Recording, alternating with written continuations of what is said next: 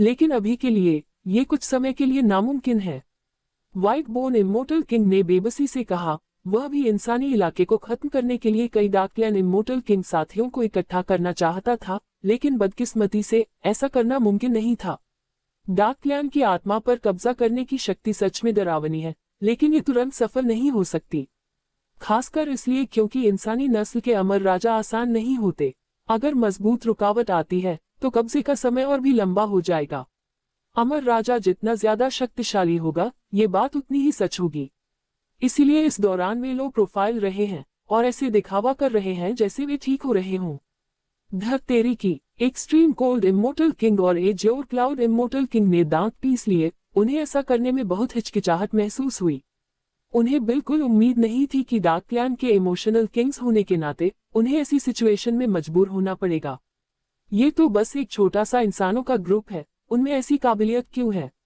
Boom टिल्डर टिल्डर टिल्डर। ठीक उसी समय गुफा के अंदर समय और जगह में गड़बड़ी हुई और white bone immortal king, extreme cold immortal king और एज्योर क्लाउड इमोर्टल किंग के ठीक सामने एक आकृति दिखाई दी। नया आया हुआ व्यक्ति झोउ सुई का क्लोन था। जियानमू की वॉइड शिफ्टिंग पावर का इस्तेमाल करके वह इंसानी इलाके में किसी भी जगह आसानी से जा सकता था। यहाँ तक कि एक अमर राजा लेवल का पंथ भी उसे रोक नहीं सका। क्या झोउ सुई को आते देख व्हाइट बोन इमोर्टल किंग और दूसरों के शिष्यों को यकीन नहीं हुआ। अभी वे इस रहस्यमयी इंसान अमर राजा के बारे में बात कर ही रहे थे कि वह सीधे उनके सामने आ गया। आप कौन हैं? तुम अचानक मेरे व्हाइट बोन इमोर्टल किंग के गुफा में क्यों आ गए?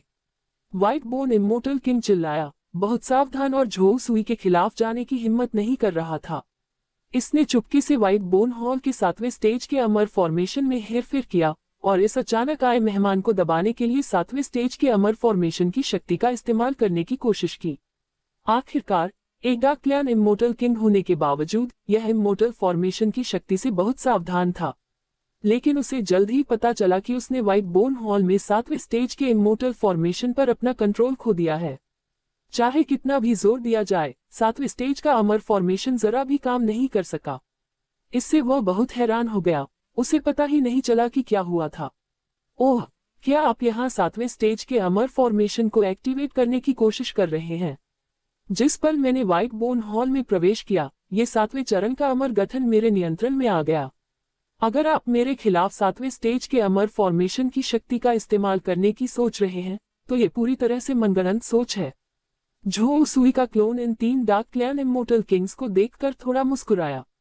असल में जिस समय वह व्हाइट बोन हॉल पहुंचे, एरे हॉटगू ने पहले ही एक्शन ले लिया था। एरे हॉटगू के लिए 7वें स्टेज के इमोर्टल फॉर्मेशन को कंट्रोल करना बहुत आसान था। बस एक पल की कोशिश से 7वें स्टेज के अमर फॉर्मेशन की फॉर्मेशन स्पिरिट इससे बेहतर हो जाएगी। जिंदगी और मौत इसके कंट्रोल में होंगे। ये कहा जा सकता है कि उसने व्हाइट बोन हॉल में घुसने की हिम्मत इसलिए की क्योंकि वह पूरी तैयारी के साथ आया था। आप मेरे व्हाइट बोन हॉल में असल में क्या करना चाहते हैं? क्या आप इंसानियत को धोखा देने और इंसानियत के अमर राजाओं पर हमला करने का प्लान बना रहे हैं? झोउ सुई को देखते हुए व्हाइट बोन इमोर्टल किंग का चेहरा उदास हो गया। इंसानों का अमर राजा, इतना समय इंसान के तौर पर बिताने के बाद क्या तुम भूल गए हो कि तुम एक कुत्ते हो? या आपको लगता है कि आप इतने अच्छे से छिपे हुए हैं कि दूसरे लोग डार्क क्लैन कल्टीवेटर के तौर पर आपकी असली पहचान नहीं पहचान सकते? झोउ सुई ने 3 डार्क क्लैन इमोर्टल किंग्स को देखते हुए साफ साफ कहा। उन्होंने गोलमोल बातें करने का कोई इरादा नहीं दिखाया। आखिरकार उनके सामने सीधे पेश होना इंसानियत के लिए इस खतरे को खुद हल करना था। आप असल में किस इंसानी नस्ल के अमर राजा हैं? आपके बारे में पहले कभी सुना या देखा क्यों नहीं? गया, आपको हमारे डार्क क्लैन कल्टीवेटर्स को पहचानने का तरीका कब मिला? ये सुनकर व्हाइट बोन इमोर्टल किंग ने दिखावा करना बंद कर दिया और झोउ सुई को घूरने लगा और उसकी यादों से इस इंसानी नस्ल के इमोर्टल किंग की पहचान के बारे में कोई जानकारी ढूंढने की कोशिश करने लगा। लेकिन चाहे जितना भी खोजा जाए, उसे जरा भी निशान नहीं मिला। ऐसा लग रहा था जैसे यह व्यक्ति कहीं से अचानक प्रकट हो गया हो। समस्या यह है कि एक अमर राजा के रूप में किसी को मानव जाति के सबसे ऊंचे पदों में से एक होना चाहिए। इस लेवल के मजबूत लोग पता नहीं अरबों सालों से जी रहे हैं और वे सब एक दूसरे को जानते होंगे। फिर भी इस खास इंसानी नस्ल के अमर राजा को उनसे पहले कभी न तो देखा गया और न ही सुना गया। इसका आपसे कोई खास लेना देना नहीं है। इंसानियत की गहराई समझ से बाहर है। यह ऐसी चीज नहीं है जिसे आप पूरी तरह समझ सकें। बहुत हो गई बातें, अब मैं तुम सबको नरक में भेज रहा हूँ। झो सुई के क्लोन ने आराम से कहा। हाँ, हम 3 डार्क क्लैन इमोर्टल किंग्स के खिलाफ लड़ाई करना चाहते हो। यह मौत का रास्ता है। ये इंसानों का इलाका है। अगर यहाँ लड़ाई हुई तो क्या आपको पता है कि कितने लोग मरेंगे? अगर आप हमें मार भी दे तो भी मरने से पहले हम अनगिनत इंसानों की जान ले सकते हैं। White bone immortal king, azure cloud immortal king और एक्सट्रीम कोल्ड इमोर्टल किंग ने खोखली बहादुरी से बात की और झो सुई को डराने की कोशिश की। बूम टिल्ड, इससे पहले कि वे बोलना खत्म कर पाते, झो सुई ने immortal technique great shift technique का इस्तेमाल करके एक्शन लिया, जो टेलीपोर्टेशन इंसेक्ट की इन्हें टेक्निक से मिला सबसे बड़ा स्पेस स्पेल है। इमोर्टल किंग रेल में चढ़ने के बाद ये टेक्निक न सिर्फ मेन बॉडी को अनगिनत लाइट ईयर्स आगे बढ़ने देती है, बल्कि दुश्मनों को तुरंत बांधकर उन्हें किसी भी जगह पर टेलीपोर्ट कर सकती है। अगले ही पल 3 डार्क क्लैन इमोर्टल किंग समय और जगह की एक डरावनी ताकत से घिर गए, तुरंत एक नर्क के डायमेंशन में पहुंच गए और तुरंत गुफा से गायब हो गए। असल में झो सुई ने इस टेक्निक का इस्तेमाल इन डार्क क्लैन इमोर्टल किंग्स के पास पहुंचने और फिर उन्हें हेल डायमेंशन में टेलीपोर्ट करने के लिए किया था। इस तरह हेल डायमेंशन में जो भी लड़ाई होगी उसका इंसानी इलाके पर कोई असर नहीं पड़ेगा। ये कहना सही होगा कि ये डार्क क्लैन इमोर्टल राजा दूसरे ह्यूमन क्लैन इमोर्टल्स की जिंदगी का फायदा उठाकर मुझे धमकाने की कोशिश कर रहे हैं। यह एक अजीब कल्पना के अलावा और कुछ नहीं है। ये जगह कहाँ है? White bone immortal king, azure cloud immortal king और एक्सट्रीम कोल्ड इमोर्टल किंग कुछ देर के लिए हैरान रह गए। उन्हें एहसास हुआ कि वे एक अजीब जगह पर आ गए हैं जो बहुत ज्यादा मौत की आभा से घिरी हुई है। मौत की एक पूरी तरह से खाली जगह, यकीन से परे सुनसान। ऐसा लग रहा था कि वे अब अमर दुनिया में नहीं थे, बल्कि अनंत रात्रि भूमि जैसी किसी जगह पर थे। यह नरक है। एक डरावनी आवाज गूंजी। जाहिर है यह कोई और नहीं बल्कि झो सुई ही बोल रही थी। कई महीनों तक साधना करने, 300 किस क्रिस्टल खाने और पचाने के बाद झो सुई की साधना तेजी से बढ़ी। उसकी लड़ने की ताकत पहले के मुकाबले दोगुनी से भी ज्यादा हो गई। पहले से बिल्कुल बेमिसाल टकराना। स्वर्ग से एक भयानक विशाल हाथ नीचे गिरा। ये स्वर्गीय सम्राट की जेल हथेली की अमर कला थी। ऐसा लग रहा था जैसे स्वर्ग से किसी सम्राट का हाथ सभी राक्षसों और बुरी आत्माओं को कुचल रहा हो। समय और स्थान का ताना बाना बिखरता हुआ प्रतीत हुआ। स्वर्ग के राजा के सामने सभी जीव सिर्फ चींटियां थे जो विरोध करने में पूरी तरह असमर्थ थे। वे बस अपनी आंखें बंद करके मौत का इंतजार कर सकते थे।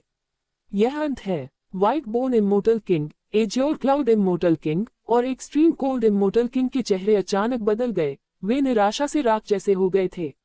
उन्हें इस हमले की भयानक ताकत का एहसास हुआ, एक ऐसी ताकत जो हद से ज्यादा थी और जो एक पुराने राजा के लेवल तक पहुंच गई थी। उनकी मौजूदा ताकत के हिसाब से उनका कोई मुकाबला नहीं था। इस समय उन्हें लगा कि आसपास का पूरा स्पेस टाइम पूरी तरह से बंद हो गया है। वे खुद इस स्वर्ग और पृथ्वी के टुकड़े में फंसी हुई चींटियों की तरह हैं, जिनसे बच पाना नामुमकिन है। जहां तक मदद के लिए चिल्लाने की बात है, तो ये तो और भी नामुमकिन बात थी। अब उन्हें आखिरकार समझ में आ गया कि उनके पहले लापता साथियों की किस्मत कैसी थी। ये रहस्यमयी इंसानी नस्ल का अमर राजा था जिसने खुद काम किया, अपने साथियों को इस डरावनी जगह पर टेलीपोर्ट किया, फिर जानलेवा हमला किया ताकि कोई बच न सके। गड़गड़ाहट टिल्ड। इससे पहले कि वे इस पर और सोच पाते, स्वर्ग के सम्राट की भयानक शक्ति उतर आए और सब कुछ नष्ट कर दिया। तुरंत 3 डार्क क्लैन इमोर्टल किंग्स को हरा दिया गया। उनकी आत्माएं पूरी तरह से खत्म हो गईं और सिर्फ 3 इमोर्टल किंग्स की लाशें बचीं। उनकी आंखें पूरी तरह खुली हुई थीं, साफ तौर पर उन्हें चैन नहीं मिल रहा था। बुरा नहीं है, 3 और डार्क क्लैन इमोर्टल किंग्स खत्म हो गए हैं। अगर हालात ऐसे ही चलते रहे तो जल्द ही ह्यूमन टेरिटरी के सभी डार्क क्लैन इमोर्टल किंग्स खत्म हो जाएंगे। झो सुई ने अपनी मुट्ठियां भींच लीं। उसे विश्वास था कि वह लड़ाई में खुद को पूरी तरह से बनाए रख सकता है और इन डार्क क्लैन इमोर्टल किंग्स को मारने के बाद वह उनकी ओरिजिन एनर्जी को सोख सकता है, जिससे उसका इमोर्टल किंग केव हेवन बढ़ जाएगा। इस तरह वह मुश्किल खेती में लगने वाले समय को बहुत कम कर सकता था। असल में इन महीनों में दर्जनों या सैकड़ों डार्क क्लैन इमोर्टल किंग्स पहले ही उसके हाथों मारे जा चुके थे। कहा जा सकता है कि उन्होंने ह्यूमन कबीले के लिए एक बहुत बड़ी समस्या का समाधान किया। कई और महीने बीत गए। नरक विमान, इंसानों, हमारा डार्क क्लैन तुम्हें कभी जाने नहीं देगा। यह मत सोचो कि हमें मारने से इंसानी कबीला बच जाएगा। भविष्य में तुम जरूर खत्म हो जाओगे। आप बस उस बात को लंबा खींच रहे हैं जो होनी ही है। ये दुनिया जरूर हमारी होगी, डार्क क्लैन की। हम में से हर एक के मारे जाने पर अनगिनत डार्क क्लैन के लोग पैदा होंगे। तुम उन सभी को नहीं मार सकते। कई डार्क क्लैन इmmortal राजाओं ने दहाड़ लगाई। यह मौत से पहले उनका विलाप था। वे अपने घरों में छिपे हुए थे, ये सोचकर कि वे एक्सपोज नहीं हुए हैं। लेकिन असल में उन्हें झोल सुई ने बहुत पहले ही खोज लिया था, जिसने उन्हें हेल प्लेन में टेलीपोर्ट करने के लिए मैनिफेस्टेशन भेजे थे। भले ही कुछ डार्क क्लैन इmmortal किंग्स ने एक साथ आने की कोशिश की, लेकिन ये बेकार था। सभी को झोल सुई ने दबा दिया। कुछ ही महीनों में 700 से ज्यादा डार्क क्लैन इmmortal राजाओं को बिना कोई निशान छोड़े मार दिया गया। भले ही कुछ डार्क क्लैन इmmortal किंग्स को कुछ गड़बड़ महसूस हुई और उन्होंने भागने की कोशिश की। वे अभी भी ऑब्जेक्ट सर्चिंग बू द्वारा ढूंढे गए थे और झोल सुई द्वारा जबरदस्ती मारे गए थे। जब तक वे ह्यूमन टेरिटरी में रहे, डार्क क्लैन इmmortal किंग्स का मरना तय था। इस समय भी ह्यूमन टेरिटरी शांत और अनजान बना हुआ था। उसे पता नहीं था कि उसने 700 से ज्यादा डार्क क्लैन इmmortal राजाओं को मार डाला था। क्योंकि झोल सुई ने तेजी से काम किया, इससे पहले कि इन डार्क क्लैन इmmortal किंग्स को रिएक्ट करने का समय मिलता, वह उन्हें जबरदस्ती हेल प्लेन पर ले गया, ये पक्का करते हुए कि वे कितना भी हंगामा करें, इसका ह्यूमन टेरिटरी पर कोई असर नहीं पड़ेगा। किसी बेगुनाह की जान नहीं जाएगी। आखिरकार इन डार्क क्लैन इmmortal राजाओं से निपट लिया, जिन्होंने ह्यूमन टेरिटरी में घुसपैठ की थी। झोल सुई ने अपनी मुठ्ठियां भींच ली, उसे बहुत संतुष्टि महसूस हुई। इस एक्शन ने न सिर्फ ह्यूमन क्लैन के सबसे बड़े अंदरूनी खतरे को हल किया, बल्कि कई इmmortal किंग की लाशें हासिल करते हुए एक अंदरूनी संकट को भी खत्म कर दिया। इन अमर राजा की लाशों में बहुत ज्यादा मात्रा में ओरिजिन एनर्जी थी। उनकी कीमत 7वें क्रम के अमर अमृत से कम नहीं थी। बेशक इससे उनकी ट्रेनिंग की क्षमता भी काफी बढ़ सकती है। यहाँ तक कि इन डार्क क्लैन इmmortal किंग्स ने भी बड़ी संख्या में केस क्रिस्टल्स छोड़े। कुल मिलाकर 70,000 से ज्यादा केस क्रिस्टल थे। असल में हर इmmortal किंग के पास 100 से ज्यादा केस क्रिस्टल थे, जो अब आसानी से उसके हो गए। हाथ में इतने सारे खेती के सामान होने से मेरी खेती की रफ्तार जरूर तेज होगी। एक परफेक्ट अमर राजा के लेवल तक पहुंचने में ज्यादा समय नहीं लगेगा। झोल सुई को बहुत आराम महसूस हुआ। सच तो यह है कि अगर किसी बाहरी ताकत की मदद न होती, तो उसे पता नहीं होता कि सिर्फ कड़ी मेहनत से एक परफेक्ट अमर राजा बनने में कितना समय लगेगा। इटर्नल नाइट की मुसीबत इतनी पास थी कि जाहिर है उसके पास अपनी साधना को बेहतर बनाने में ज्यादा समय बर्बाद करने के लिए नहीं था। अच्छी बात यह है कि ह्यूमन टेरिटरी में अभी भी बहुत सारे डार्क क्लैन इmmortal किंग्स थे। ये लोग फॉर्चून हैंडिंग बॉयज की तरह थे, जो उसे बहुत सारे कल्टीवेशन रिसोर्स और खजाने गिफ्ट में देते थे। अगर उन्होंने जो खजाने दिए थे वे न होते, तो ये पक्का नहीं है कि आगे बढ़ने में कितना समय लगता। बेशक डार्क क्लैन इmmortal किंग्स के इस ग्रुप से निपटने के बाद उसका क्लोन दूसरे इmmortal किंग्स में बदल जाएगा और उन इmmortal किंग फोर्स को कंट्रोल करेगा। इस तरह आधे से ज्यादा ह्यूमन टेरिटरी उसके कंट्रोल में आ जाएगी। बाकी ह्यूमन रेस के इmmortal राजा, जिन पर डार्क क्लैन का कब्जा नहीं था, उन्हें भी देर सवेर वह अपने लोग बना लेगा। पहले इंसानी नस्ल के 9 पुराने राजा थे, लेकिन बड़ी मुसीबत की वजह से जल्लाद अमर राजा गायब हो गया और 3 पुराने राजा हमेशा रहने वाली रात की जमीन में गिर गए। अब मानव जाति के स्वर्गीय दरबार में केवल 5 प्राचीन राजा बचे हैं, और यह भी पता नहीं है कि इन 5 प्राचीन राजाओं में से किस पर डार्क क्लैन का कब्जा है। झोल सुई ने अपनी आंखें सिकोड़ ली और अपने अगले कदम के बारे में सोचने लगा। सच कहूं तो पुराने राजा जो पुनर्जन्म के नियम को समझते थे, वे बहुत ताकतवर थे और अमर राजाओं के सामने उनकी कोई तुलना नहीं थी। हालांकि उसकी ताकत बहुत ज्यादा थी, पुराने राजाओं के लेवल की। समस्या यह थी कि एक पुराने राजा के सामने अगर वह उनसे पूरी तरह लड़ भी लेता, तो भी उन्हें मारना नामुमकिन होता। आखिरकार पुराने राजाओं के लेवल के लोग भी यूनिवर्स साइकी की मुसीबत से बच सकते थे।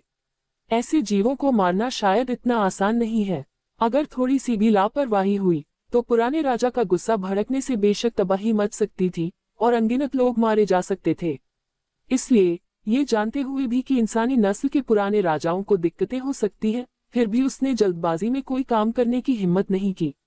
बेशक झोल सुई का मानना था कि सभी 5 ह्यूमन रेस के पुराने राजाओं पर डार्क क्लैन का कब्जा होना नामुमकिन था। अगर वे सच में पूरी तरह से भूत प्रेत के वश में होते, तो इंसानियत बहुत पहले ही खत्म हो गई होती और आज तक जिंदा नहीं रह पाती। ऐसा अंदाजा है कि सिर्फ 1 या 2 पुराने राजाओं पर ही कब्जा किया गया था और बाकी पुराने राजा अभी भी इंसानी नस्ल के होने चाहिए। लेकिन यही कारण है कि ये डार्क क्लैन इmmortal किंग्स कुछ करने की हिम्मत नहीं करते। शायद यह इंसानी नस्ल के 8वें क्रम के अमर समूह के बारे में उनकी आशंका के कारण है। झो सुई ने उसकी ठुड्डी पर हाथ फेरा। उसने कई डार्क क्लैन इmmortal किंग्स को मार डाला था और कई ह्यूमन रेस इmmortal किंग्स से यादें भी हासिल की थी, और नेचुरली ह्यूमन रेस के आखिरी हथियार को जानता था, जो पूरे ह्यूमन टेरिटरी को कवर करने वाला 8वां ऑर्डर इmmortal एरे था।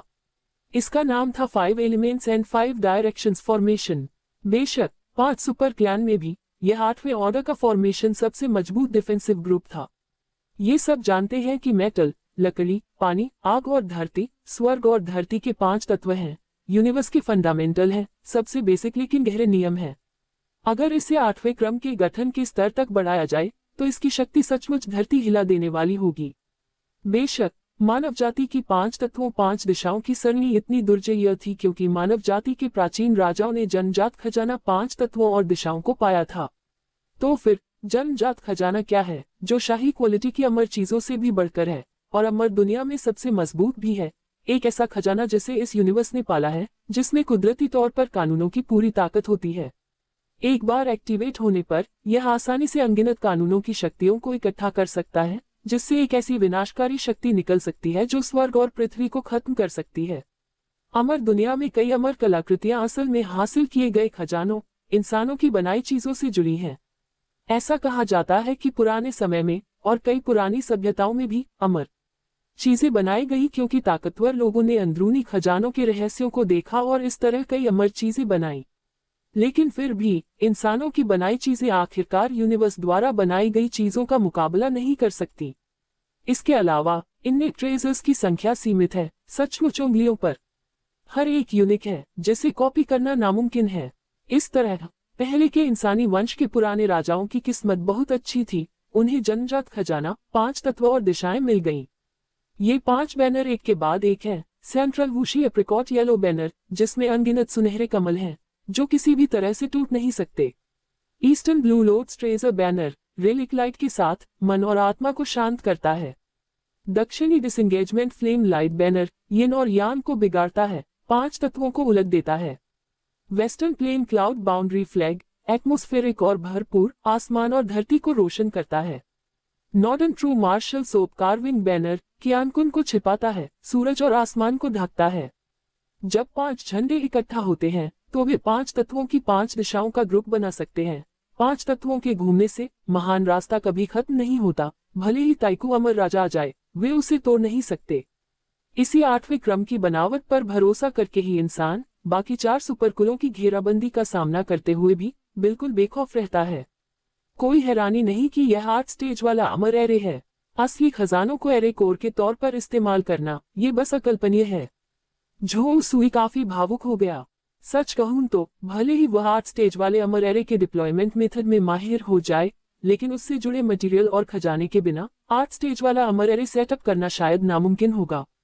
असल में ऐसा सुपर इmmortal एरे को सफलतापूर्वक अरेंज करने के लिए पूरे कबीले की मिलीजुली कोशिशों से ही मुमकिन है। उस समय ह्यूमन कबीले को भी इस 5 एलिमेंट्स 5 डायरेक्शंस फॉर्मेशन को आखिरकार सफलतापूर्वक सेटअप करने में अनगिनत साल लगे थे। बेशक अपनी सफलता के बाद ह्यूमन कबीला माउंट टाई की तरह स्थिर था। किसी दूसरी जाति ने फिर कभी बड़े पैमाने पर इंसानी कबीले पर हमला करने की हिम्मत नहीं की। पहले हालांकि कई बार उन्हें अलग अलग बड़े कबीलों से घेराबंदी का सामना करना पड़ा, लेकिन एक बार जब ह्यूमन कबीले ने 5 एलिमेंट्स 5 डायरेक्शंस फॉर्मेशन को एक्टिवेट किया तो हर दुश्मन, चाहे वह कितना भी बड़ा क्यों न हो, खत्म हो गया। इस फॉर्मेशन का कोर सेंट्रल इmmortal डोमेन में है। यहीं पर स्वर्ग न्यायालय है। ये वह जगह है जहां पुराने राजा अक्सर प्रैक्टिस करने के लिए आते थे, जिसे इंसानी कबीले के लिए खेती की पवित्र जमीन के तौर पर जाना जाता है।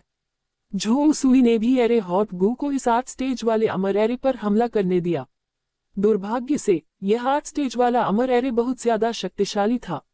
आखिरकार इसने 1.29 बिलियन बड़े राज्यों को कवर किया, जिसमें 5 अंदरूनी खजाने एरे कोर के रूप में काम कर रहे थे, और इसकी शक्ति बस जबरदस्त थी। इस 8 स्टेज वाले अमर एरे के कंट्रोल में पूरी तरह से महारत हासिल करना कोई ऐसी चीज नहीं है जो रातों रात हासिल की जा सके। हालांकि एरे हॉट गू बहुत ही अद्भुत और गहरा था, और सफलता शायद बस समय की बात थी।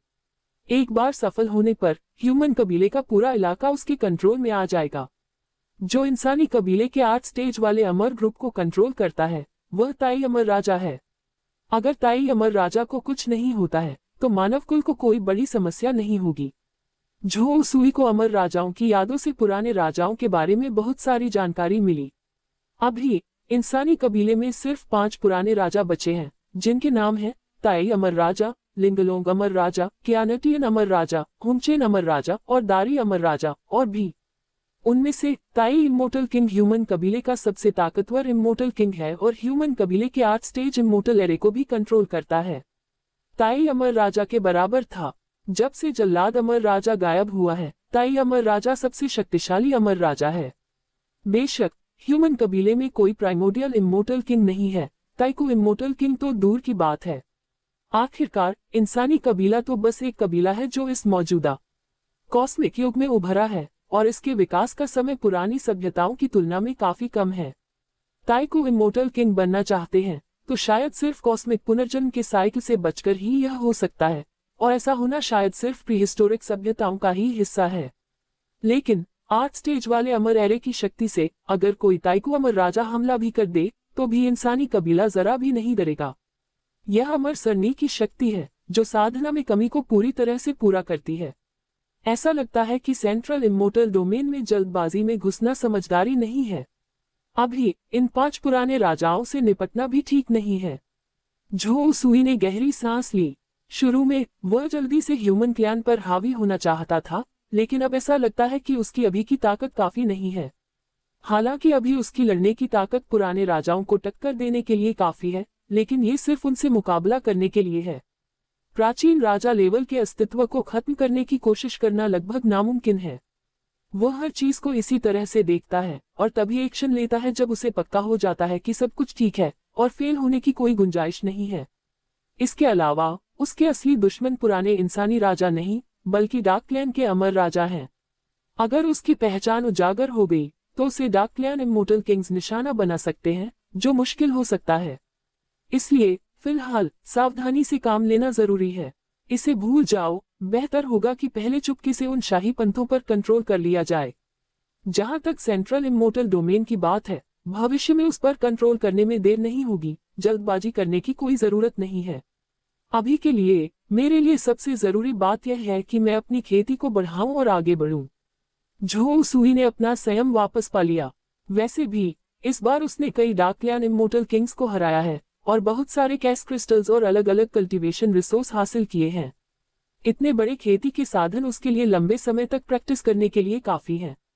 बेशक अगर एरेहॉट गु एंशिएंट किंग रेल्म तक आगे बढ़ सकता और 8 स्टेज वाले इमोर्टल एरे को कंट्रोल कर सकता तो ये पूरी तरह से अलग होता। अगर उनका सामना प्राचीन राजाओं से भी हो तो भी वे 5 एलिमेंट्स 5 डायरेक्शंस फॉर्मेशन के सामने जिक्र करने लायक नहीं होंगे।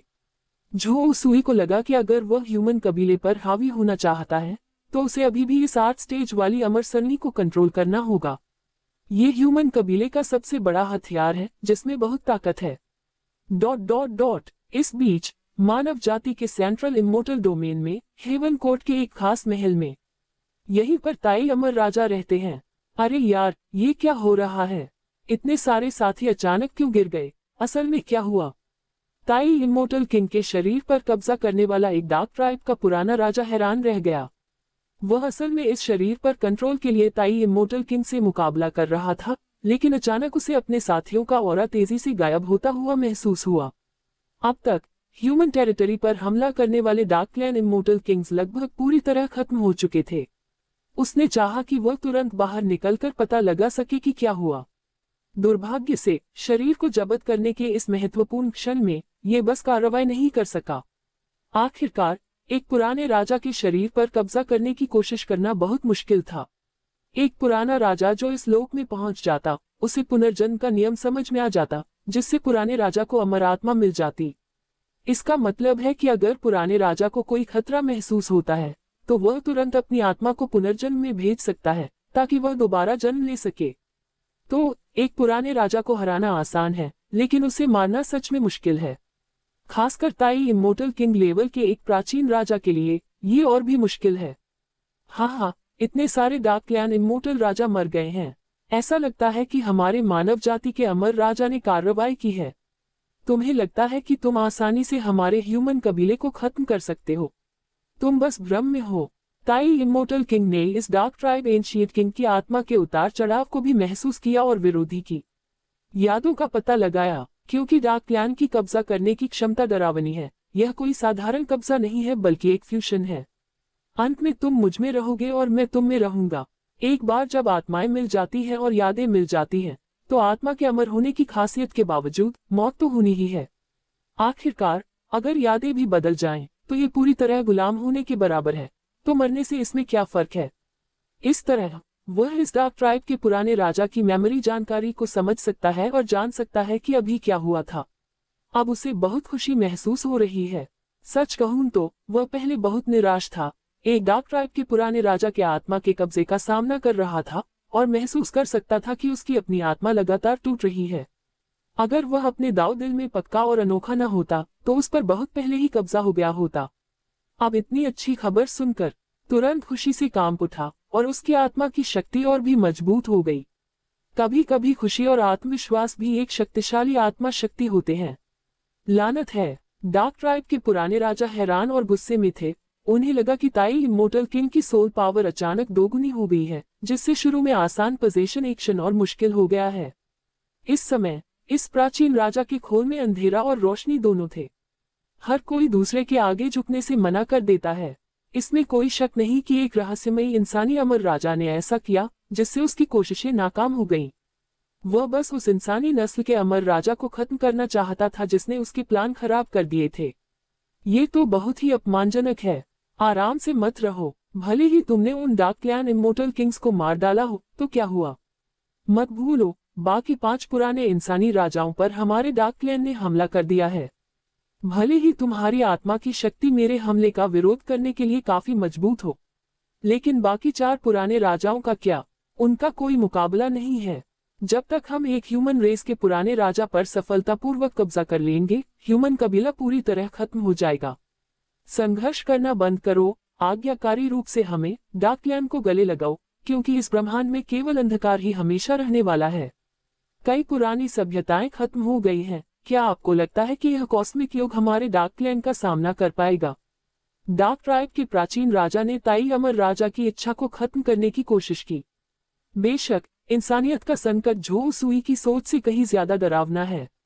ऐसा नहीं है कि केवल 1 या 2 प्राचीन राजाओं को ही डार्क कबीले के कब्जे का सामना करना पड़ा, बल्कि सभी 5 प्राचीन मानव राजाओं ने कब्जे का सामना किया है, किसी को भी नहीं छोड़ा है।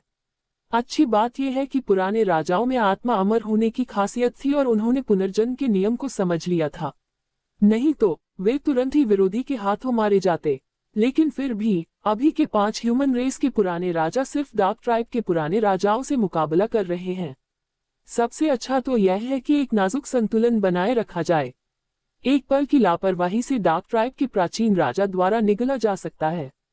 शायद हमारा ह्यूमन कबीला आपके डार्क कबील का सामना नहीं कर पाएगा, लेकिन हम बिल्कुल भी सरेंडर नहीं करेंगे। घुटनों के बल जीने से बेहतर है खड़े होकर मर जाना। ताई अमर राजा ने शांति से कहा। उसकी आवाज में बहुत इच्छा थी। पहले अमर दुनिया का इंसानी कबीला कमजोर था, उसे परेशान किया जाता था, फिर भी उनके पूर्वजों ने कभी सिर नहीं झुकाया। कई पीढ़ियों के बलिदान और खून खराबे के बाद इंसान आज इस मुकाम पर पहुंचा है। बस कुछ शब्द, उनसे सरेंडर की उम्मीद करना बस एक ख्वाहिश है। अगर वे ऐसे लोग होते तो वे कभी भी प्राचीन राजा के दायरे में नहीं पहुंच पाते। जो अमर लोग ऐसे दायरे में आगे बढ़े हैं, उनके दिल मजबूत दाव जैसे हैं। विरोधी के लिए इसे आसानी से तोड़ना नामुमकिन है। ये तो बताने की जरूरत नहीं है कि अब कई डार्क क्लैन इमोर्टल किंग्स मिल गए हैं और ह्यूमन रेस इमोर्टल किंग ने उन्हें आसानी से हरा दिया है। इसका मतलब है कि जब तक वे डटे रहेंगे, जीत की उम्मीद जरूर दिखेगी। बेशक अगर ताई अमर राजा बचना चाहता है तो ये भी आसान है। वह पहले ही पुनर्जन्म के नियम को समझ चुका है। उसकी आत्मा अमर है और पुनर्जन्म के गुण हैं। जब तक वह इस शरीर को छोड़ देता है, वह पुनर्जन्म में बच सकता है। लेकिन ऐसा करने से हेवन कोर्ट डार्क ट्राइब के प्राचीन राजा के कंट्रोल में आ जाएगा। यहाँ तक कि ह्यूमन रेस के 8 स्टेज वाले इमोर्टल एरे को भी डार्क क्लैन कंट्रोल करेगा। ह्यूमन कबीले के लिए ये बस एक जानलेवा संकट है। इसलिए वो पुनर्जन्म लेने के बजाय विरोधी के साथ मर जाना पसंद करेगा। उसके पास पीछे हटने का कोई रास्ता नहीं है। असल में दूसरी इंसानी नस्ल के पुराने राजा भी संघर्ष कर रहे हैं। वे अपना शरीर देने से बिल्कुल मना कर रहे हैं, बस जिद्दी। हालांकि यह पता नहीं है कि किस मानव जाति के अमर राजा ने ऐसा किया, लेकिन अगर उन्होंने यहाँ कदम रखने की हिम्मत की तो वे निश्चित रूप से मर जाएंगे। डार्क ट्राइब का प्राचीन राजा खूनी और गुस्सैल था। ताई इमोर्टल किंग के शरीर पर पूरी तरह से कब्जा नहीं कर सकता, फिर भी उसके पास एक खास फायदा है। अगर वह रहस्यमयी इंसानी नस्ल का अमर राजा उस पर हमला करने की कोशिश करेगा तो वह जरूर उनके लिए मुसीबत खड़ी कर देगा। यहाँ तक कि बाकी 4 पुराने राजा भी खुद काम करेंगे। इसलिए वह डरता नहीं है, बल्कि वह विरोधी के एक्शन लेने का इंतजार कर रहा है। शायद हम इस मौके का फायदा उठाकर उस छिपे हुए इंसानी नस्ल के अमर राजा को ढूंढ सकें। ये चाल असल में किसने चली? क्या ये जल्लाद अमर राजा हो सकता है, या फिर ह्यूमन कबीले में कोई बहुत शक्तिशाली अमर राजा है जिससे हम कभी नहीं मिले? भले ही क्योंकि वे डार्क क्लैन के अमर राजा से निपट रहे हैं, वे ह्यूमन क्लैन में से एक हैं। हालांकि ताई अमर राजा अच्छे मूड में था। उसे लगा कि जब तक वह अपने दिल की रक्षा करेगा और इस डार्क ट्राइब के प्राचीन राजा को फंसाएगा, यह उसका सबसे बड़ा योगदान होगा। जहां तक बाहर के मामलों की बात है, उन्हें सिर्फ दूसरे इंसानी अमर राजाओं को ही सौंपा जा सकता था। ह्यूमन कबीला एक मजबूत कबीला है। जब मुश्किलों का सामना करना पड़ता है तो अनगिनत हीरो और लेजेंड हमेशा सामने आते हैं। शायद उसे ह्यूमन कबीले के बारे में ज्यादा चिंता करने की जरूरत नहीं है। उसके बिना भी ह्यूमन क्लैन अभी भी इमोर्टल वर्ल्ड के टॉप पर खड़ा हो सकता है। ... Eternal Nightland, Dark Clan headquarter. Dark Clan के कई अमर राजाओं के चेहरे पर बहुत दुख था। उन्हें पता था कि ह्यूमन क्लैन में भेजे गए कई अमर राजाओं की मौत हो गई है। यह एक ऐसा नुकसान था जो पहले कभी नहीं हुआ और बहुत बड़ा था, जैसे किसी जंगली जानवर ने उनके शरीर पर वार किया हो। यह एक खूनी और कच्चा घाव था। मर गए सभी अमर राजा जिन्हें हमने मानव कुल में भेजा था, वे मर गए हैं। आखिर हुआ क्या? उनका पर्दाफाश कैसे हुआ? यह मामला बहुत अजीब है। ह्यूमन क्लैन के पास हमारे डार्क क्लैन को पहचानने का कोई तरीका जरूर होगा, नहीं तो हमारे क्लैन के सदस्यों को इतनी आसानी से ढूंढना नामुमकिन होता। हो सकता है कि यह तरीका इंसानों के कबीले ने न बनाया हो।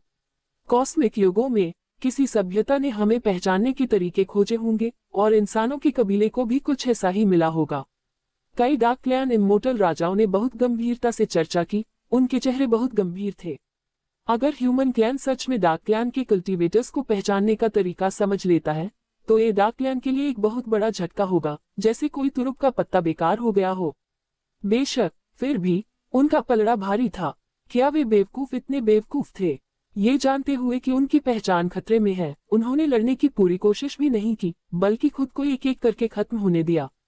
सच में बेवकूफ। ये सच में बहुत अजीब है। ह्यूमन कबीले के अंदरूनी इलाके अभी इतने शांत हैं जैसे वहां कोई बड़ी लड़ाई हुई ही न हो। ह्यूमन कबीले ने ये कैसे किया? क्या ह्यूमन कबीला सच में हमारे डार्क कबीले के अमर राजाओं को एक पल में मार सकता है, जैसे हमारे डार्क कबीले के अमर राजा सिर्फ मुर्गियां हों जिन्हें आसानी से काटा जा सके? ये नामुमकिन है। मुझे शक है कि ह्यूमन क्लैन के पास कोई खास टेक्निक है जिससे हमारे क्लैन के लोग विरोध करने में कमजोर हो जाते हैं और वे दुश्मन को उन्हें मारते हुए देखते रहते हैं। इस तरह से देखें तो दुनिया ने सच में ह्यूमन क्लैन को कमा का उन्हें 5 सुपर क्लैन में सबसे कमजोर समझा। फिर भी उनकी ताकत उम्मीद से कहीं ज्यादा जबरदस्त है। डार्क क्लैन के कई अमर राजा बहुत उदास लग रहे थे। उन्हें एहसास हुआ कि उन्होंने ह्यूमन क्लैन को कमा का, जिससे ये तबाही हुई। क्या ऐसा हो सकता है कि ह्यूमन क्लैन ने हमारे सभी डार्क क्लैन जासूसों को पूरी तरह से खत्म कर दिया हो? एक प्राचीन डार्क किंग से पूछा। अभी नहीं, केवल 5 प्राचीन राजा बचे हैं। उन्होंने 5 प्राचीन मानव राजाओं के शरीर पर कब्जा कर लिया है, लेकिन अभी तक पूरी तरह से कब्जा करने में कामयाब नहीं हुए हैं और दोनों तरफ रुकावट है। अजीब बात है, ह्यूमन रेस के अमर राजाओं ने हमारे डार्क क्लैन के अमर राजाओं को पहचान लिया, लेकिन उन्होंने 5 प्राचीन राजाओं के खिलाफ कार्रवाई क्यों नहीं की? सच में अजीब है। कुछ डार्क क्लैन कल्टीवेटर्स को ये बहुत अजीब लगा। अगर ह्यूमन क्लैन के पास सच में डार्क क्लैन कल्टीवेटर्स को पहचानने का तरीका होता तो उन्हें ह्यूमन क्लैन के अंदर सभी को खत्म कर देना चाहिए था।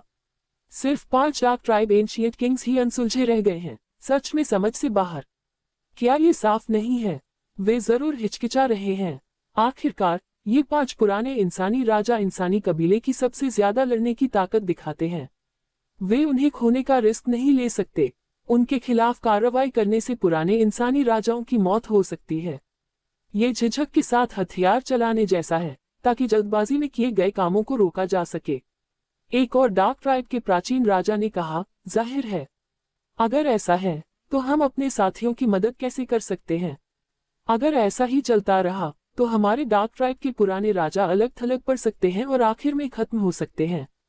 कुछ डार्क क्लैन कल्टीवेटर्स ने पूछताछ की। हम कुछ नहीं कर सकते। अगर वे गिरते हैं तो यह उनकी किस्मत है। हर क्लैनमैन को इसके लिए तैयार रहना चाहिए। उन्हें ये बात बहुत पहले से पता है। इसके अलावा हमारे पास ह्यूमन टेरिटरी पर फिर से कब्जा करने के लिए काफी मैन पावर नहीं है। एक डार्क ट्राइब के प्राचीन राजा ने बेबसी से कहा, बेशक वह ह्यूमन टेरिटरी में और इमोर्टल किंग्स भेजना चाहता था, लेकिन अभी डार्क क्लैन के ज्यादा इमोर्टल किंग्स जागे हुए नहीं हैं, ज्यादातर सो रहे हैं। चाहे मैं मदद भेजना चाहूं, ये नामुमकिन है, जैसे कोई समझदार औरत बिना अनाज के चावल नहीं पका सकती। हाँ, और यह भी कि हम जरूरी नहीं कि हारे हों। भले ही ह्यूमन क्लैन को बहुत बड़ी हार मिली, लेकिन दूसरे सुपर क्लैन के साथ हमारे प्लान अभी भी आसानी से आगे बढ़ रहे हैं। अगर हम बाकी 4 सुपर क्लैन को खत्म कर दें और सिर्फ ह्यूमन क्लैन को छोड़ दें, तो वे भी अलग थलग पड़ जाएंगे और आखिर में खत्म हो जाएंगे। ये भी सच है, ह्यूमन क्लैन हमारे टारगेट में से एक है, ज्यादा परेशान होने की जरूरत नहीं है। डार्क क्लैन के अमर राजाओं की भीड़ ने बहस की। हालांकि उन्हें ह्यूमन क्लैन में डार्क क्लैन के भारी नुकसान पर बहुत अफसोस हुआ, फिर भी अभी डार्क क्लैन के पास काफी फायदा है। लेकिन ये तो बस खुद को तसल्ली देने वाली बात है। डार्क क्लैन को इतना बड़ा नुकसान कब हुआ है? अगर उनमें ताकत होती तो वे बदला लेने के लिए पहले ही ह्यूमन टेरिटरी में घुस गए होते। बदकिस्मती से इंसानी कबीले का बचाव बहुत ज्यादा ताकतवर है। यह ऐसी चीज नहीं है जिसे आप सिर्फ इसलिए तोड़ सके क्योंकि आप ऐसा करना चाहते हैं। अगर आप बहुत जल्दबाजी में काम करेंगे तो शायद ज्यादा डार्क क्लैन कल्टीवेटर मारे जाएंगे या घायल हो जाएंगे। ... इस समय दिव्य वृक्ष विश्व, जुआनहुआन पैलेस, म्यूयानिक्सिन, चांग शुई, हेवनली साउंड ताओइस्ट, जेन सुयान और दूसरे लोग झोउसुई के अलग अलग अमर राजा गुफाओं से मिले खजानों को उत्साह से देख रहे हैं। यहाँ तक कि उन्होंने भी, जिन्होंने अपने समय में बहुत कुछ देखा है, इतने सारे दुर्लभ खजाने कभी नहीं देखे। हर एक अमर के लिए अमूल्य है। ये सच में बड़ा चढ़ाकर कहा गया है। पति इतने सारे सुप्रीम ग्रेड इमोर्टल आर्टिफैक्ट्स पाने के लिए आखिर कहाँ गया था? क्या ऐसा हो सकता है कि उसने बहुत सारे इमोर्टल राजाओं को मार डाला हो? फिर भी हाल के दिनों में किसी अमर राजा के गिरने की कोई खबर नहीं आई है। म्यूयानिक्सिन को बहुत आश्चर्य हुआ। खजाने में बहुत सारे सुप्रीम ग्रेड इमोर्टल आर्टिफैक्ट्स थे। ये जानना जरूरी है कि सुप्रीम ग्रेड इमोर्टल आर्टिफैक्ट्स पहले से ही इमोर्टल वर्ल्ड में सबसे ऊंचे लेवल पर हैं। सिर्फ एक इमोर्टल किंग ही उन्हें इस्तेमाल कर सकता है। जहां तक सुप्रीम ग्रेड इमोर्टल आर्टिफैक्ट्स से भी बेहतर इनेट खजाने की बात है, तो ये तो बस अनसुना खजाना है। यहाँ तक कि एक पुराने राजा के पास भी कोई जन्मजात खजाना नहीं हो सकता। तो अब जब खजाने में अचानक इतने सारे सुप्रीम ग्रेड इमोर्टल आर्टिफैक्ट्स आ गए हैं, तो ये सच में बड़ा चढ़ाकर कहा गया है। उसे नहीं पता कि उसके पति ने उन्हें कहां से हासिल किया। नहीं बूझते हो, पहले पति को डार्क क्लैन के अमर राजा के इंसानी क्लैन पर हमला करने के निशान मिले थे। फिर उसने मामले को अपने हाथ में लिया और बड़ी संख्या में डार्क क्लैन इमोर्टल किंग्स को मार डाला। इसीलिए उसने कई सुप्रीम ग्रेड इमोर्टल आर्टिफैक्ट्स और खजाने हासिल किए जो सिर्फ इमोर्टल राजाओं के पास ही हो सकते थे। हेवनली साउंड ताओइस्ट ने गंभीरता से कहा। वह बहुत दुखी हुई। हालांकि उसे हमेशा लगता था कि उसका पति आखिरकार इंसानों के लिए एक जरूरी इंसान बन जाएगा, लेकिन उसे उम्मीद नहीं थी कि वह अमर राजाओं को मुर्गियों की तरह मार डालेगा। यहाँ तक कि पहले के जल्लाद अमर राजा भी शायद इससे बेहतर नहीं रहे होंगे। लेकिन उसके पति के तरीकों की वजह से यह मामला सामने नहीं आया, इसलिए दुनिया को इसके बारे में पता नहीं है। सिर्फ उनके सबसे करीबी दाऊ साथियों को ही पता है। क्या डार्क क्लैन, क्या यह इटर्नल नाइट लैंड का शक्तिशाली क्लैन है? कहा जाता है कि डार्क क्लैन ने एक बार एक के बाद एक पुरानी सभ्यताओं को खत्म कर दिया था। उनकी ताकत बहुत ज्यादा थी और मुझे पता नहीं था कि वे पहले ही हमारे इंसानी कबीले पर नजर रख चुके हैं। पति के अनुसार इमोर्टल वर्ल्ड के 5 बड़े सुपर क्लैन और कई इमोर्टल किंग्स पहले इटर्नल नाइट लैंड में बहुत अंदर तक गए थे, लेकिन डार्क क्लैन के इमोर्टल किंग्स ने उन पर हमला कर दिया, जिससे 5 बड़े क्लैन को भारी नुकसान हुआ और कई इमोर्टल किंग्स हार गए।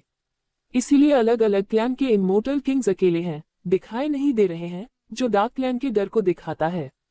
कोई हैरानी नहीं कि पति ने इतनी बेरहमी से काम किया, ये कबीला आसमान के सभी कबीलों का जानी दुश्मन है। चांग शुई और दूसरे लोग सिर हिलाए बिना नहीं रह सके। उनकी अभी की साधना सिर्फ गहरे अमर स्तर पर है, जो अभी भी अमर राजा बनने से बहुत दूर है। अगर उनके पति के साथ उनका कनेक्शन न होता तो उन्हें अमर राजा लेवल पर इतने सारे राज पता नहीं चलते। फिर भी उन्होंने डार्क क्लैन के बारे में ज्यादा जानकारी नहीं जुटाई।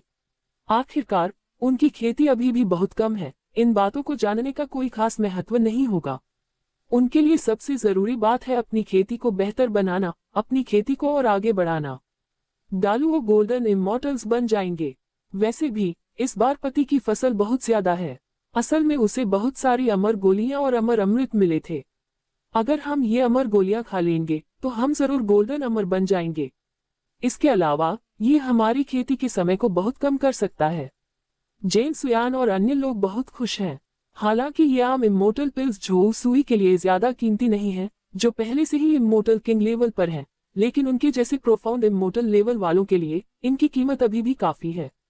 अभी भी जब जुआनहुआन सेक्ट के पास इमोर्टल पिल्स को बेहतर बनाने के लिए अर्थ एम्परर मेडिसिनल कॉल्ड्रॉन है, तो किसे कम इमोर्टल पिल्स पसंद नहीं आएंगी। इस तरह के स्ट्रैटेजिक रिसोर्स के लिए जितने ज्यादा हो उतना अच्छा है। वैसे पति कहाँ गए हैं?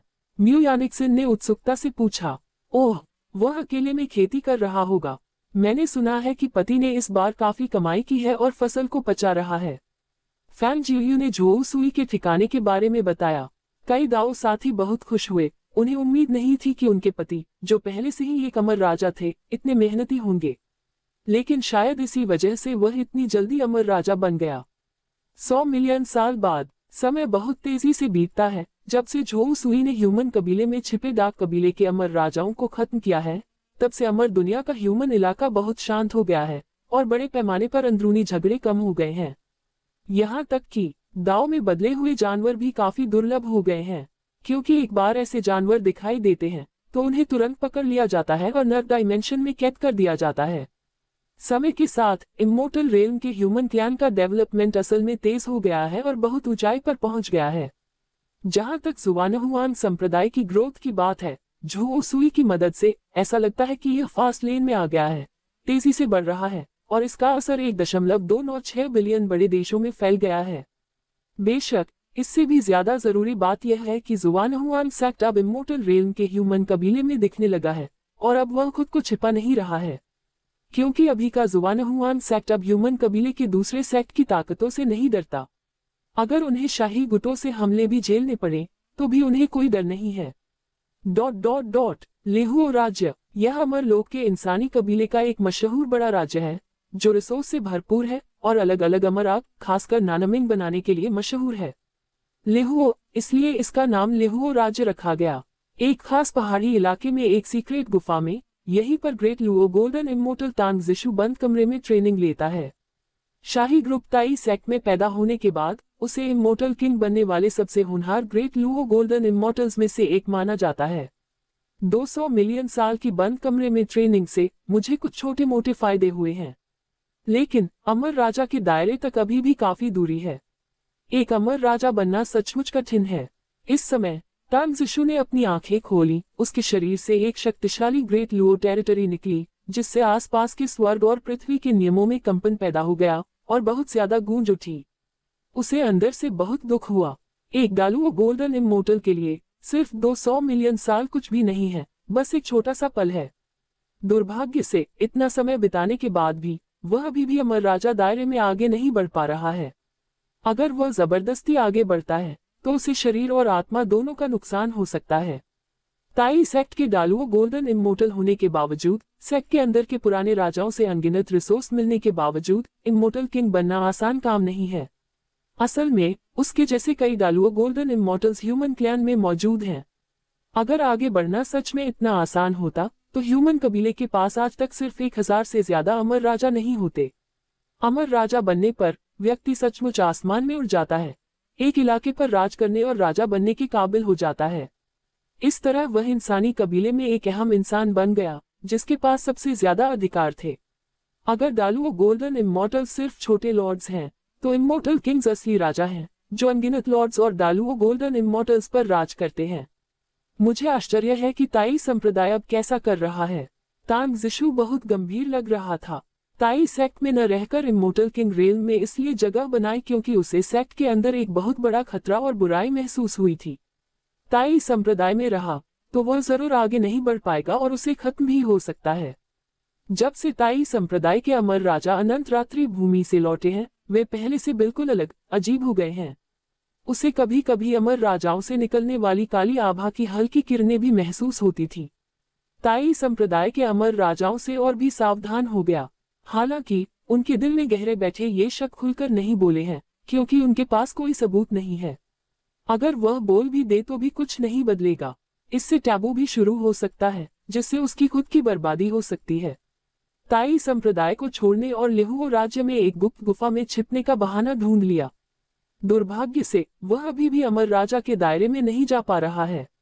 शायद उसे अभी भी अमर राजा बनने का मौका चाहिए, जिससे वह अपनी साधना को और आगे बढ़ा सके।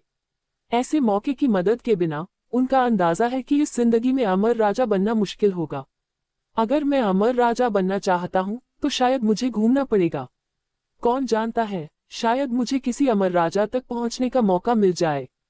तांग जिशु ने गहरी सांस ली और अपनी गुफा से निकलकर ताजी हवा के लिए बाहर जाने का फैसला किया। आखिरकार साधना के लिए टेंशन और रिलैक्सेशन के बीच सही बैलेंस भी जरूरी है। लगातार टेंशन में रहना साधना के लिए नुकसानदायक होगा।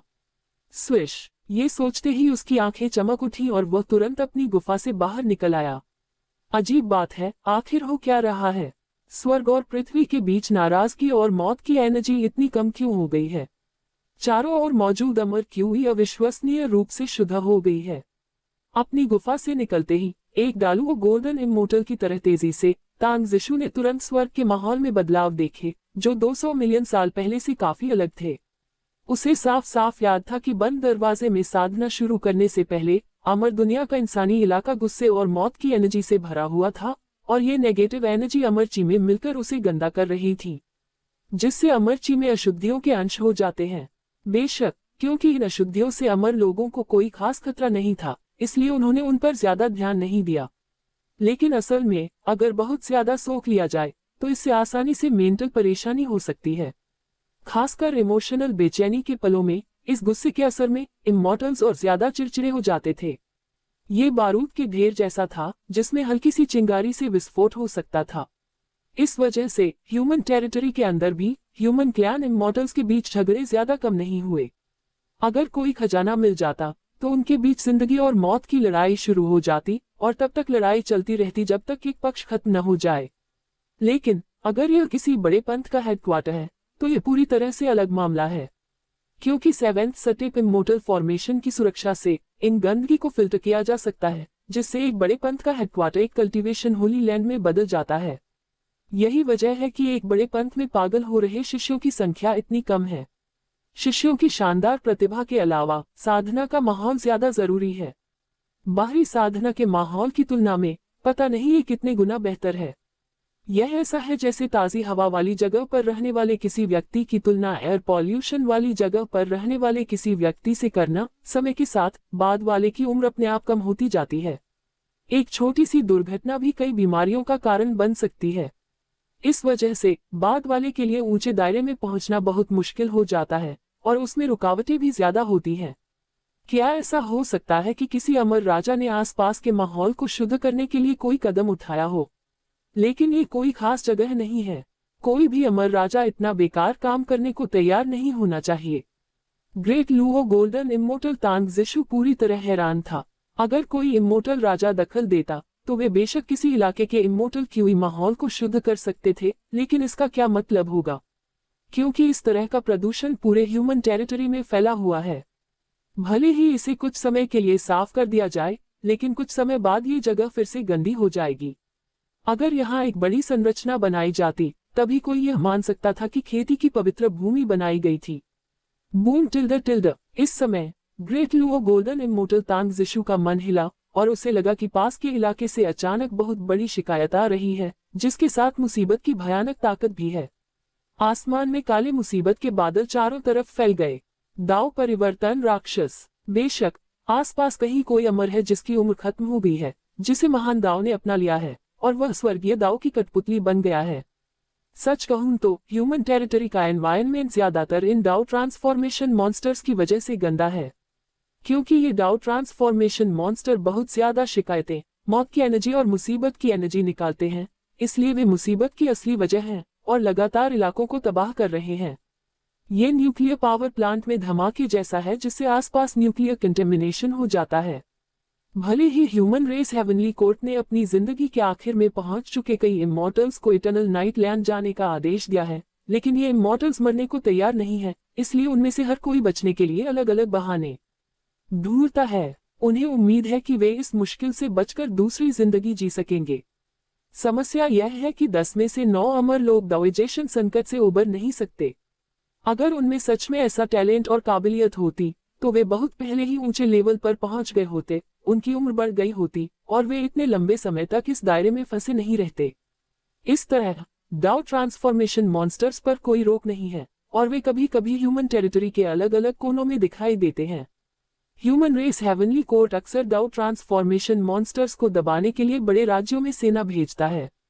इसके अलावा ये कुछ हिस्सा है जो किया जाना चाहिए, क्योंकि अगर इन डाउ ट्रांसफॉर्मेशन मॉन्स्टर्स से निपटा नहीं गया तो उनका कंटेमिनेशन और भी खराब हो जाएगा। वे इमॉर्टल्स को भी भ्रष्ट कर सकते हैं, जिससे दूसरे इमॉर्टल्स समय से पहले ही दावेजेशन से गुजर सकते हैं।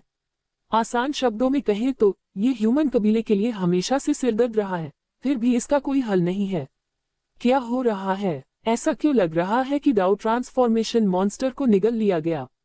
Great Luo golden immortal tank जिशु ने इस डाउ ट्रांसफॉर्मेशन मॉन्स्टर की समस्या को हल करने के लिए खुद एक्शन लेने का प्लान बनाया था, क्योंकि यह सिर्फ एक हेवनली इमोर्टल के लेवल का था जिसकी तुलना उससे नहीं की जा सकती थी।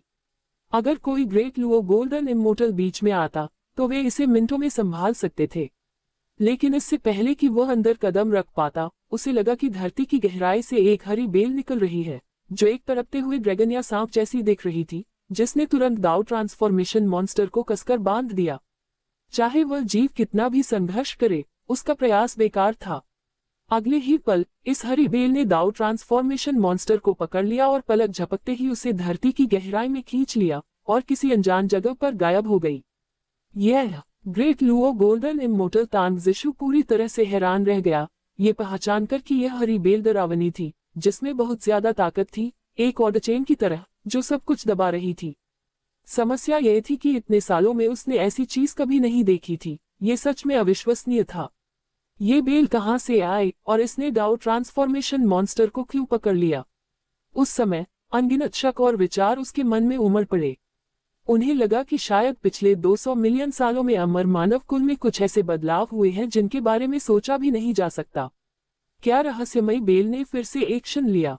मुझे उम्मीद नहीं थी कि डाउ ट्रांसफॉर्मेशन मॉन्स्टर इतनी जल्दी हल हो जाएगा। अच्छी बात है कि रहस्यमयी बेल ने बीच में दखल दिया, वरना हम अपनी ताकत से इस लेवल के राक्षस का मुकाबला नहीं कर पाते। क्या ये सच नहीं है? इस समय के दौरान डाउ ट्रांसफॉर्मेशन मॉन्स्टर्स लगभग गायब हो गए हैं। इस समय आसपास के कई अमर लोग भी यहाँ दिखाई दिए, जिन्होंने हरी बेल द्वारा डाउ ट्रांसफॉर्मेशन मॉन्स्टर को पकड़े जाने का सीन देखा था, और हर कोई बेपरवाह दिख रहा था। आखिरकार वे गिन नहीं सकते थे कि उन्होंने पहले कितनी बार ऐसे दृश्य देखे थे। सूश, ये सोचकर ग्रेट लुओ गोल्डन इमोर्टल तांग जिशु आगे बढ़े, इमोर्टल्स के इस ग्रुप के सामने पहुंचे और कहा, साथी दाओइस्ट, क्या मैं पूछ सकता हूं कि उस बेल का ओरिजिन क्या है? इसने डाउ ट्रांसफॉर्मेशन मॉन्स्टर को क्यों पकड़ा? उन्होंने अच्छे से बोलने के लिए एक अमर तकनीक का इस्तेमाल किया। यह अमर तकनीक ताई संप्रदाय से है। जब इसका इस्तेमाल किया जाता है तो इससे अजनबियों की अच्छी नीयत मिलती है। भले ही वे कभी मिले ना हों, लेकिन ऐसा लगता है जैसे वे पुराने दोस्त हैं जो दूसरे पक्ष की चिंता को बहुत कम कर सकते हैं। इस इमोर्टल टेक्निक से वह आसानी से किसी नई जगह में घुल मिल सकता है और वहां के लोगों के साथ घुल मिल सकता है। ये सुनकर इमोर्टल्स के ग्रुप को तुरंत लगा कि उनके सामने अचानक आया यह इमोर्टल एक पुराने दोस्त जैसा लग रहा है जिसे उन्होंने सालों से नहीं देखा था, और उनका रवैया अच्छा हो गया। हमें यह भी नहीं पता कि यह बेल कहां से आई, बस इतना पता है कि यह 100 मिलियन साल पहले आई थी। लेहू स्टेट में ही नहीं दिखा, ऐसा लगता है कि यह हमारे ह्यूमन क्लैन के हर बड़े स्टेट में दिखा है। जब से यह आया है, ह्यूमन कबीले की जमीन पर मौजूद वे बदले हुए मॉन्स्टर ज्यादातर गायब हो गए हैं। क्योंकि जैसे ही कोई बदला हुआ मॉन्स्टर दिखाई देगा, ये रहस्यमयी बेल तुरंत प्रकट होगी और उन्हें पकड़ लेगी। सच कहूं तो इस रहस्यमयी बेल के आने की वजह से ही पिछले 100 मिलियन सालों में हमें कोई अंदाजा नहीं है कि इंसानी कबीले के सभी बड़े देश कितने सुरक्षित हो गए हैं। हमने अब इमॉर्टल्स को बदले हुए मॉन्स्टर्स द्वारा मारे जाने के बारे में नहीं सुना है। क्या ऐसा नहीं है? आजकल हम ज्यादा सुरक्षित हैं और हम जंगल में भी चलने की हिम्मत करते हैं। अमर लोग जोश में चर्चा कर रहे थे, वे सभी बहुत खुश थे। इसमें कोई शक नहीं है कि यह हरी बेल ही एवरग्रीन इमोर्टल क्रीपर है।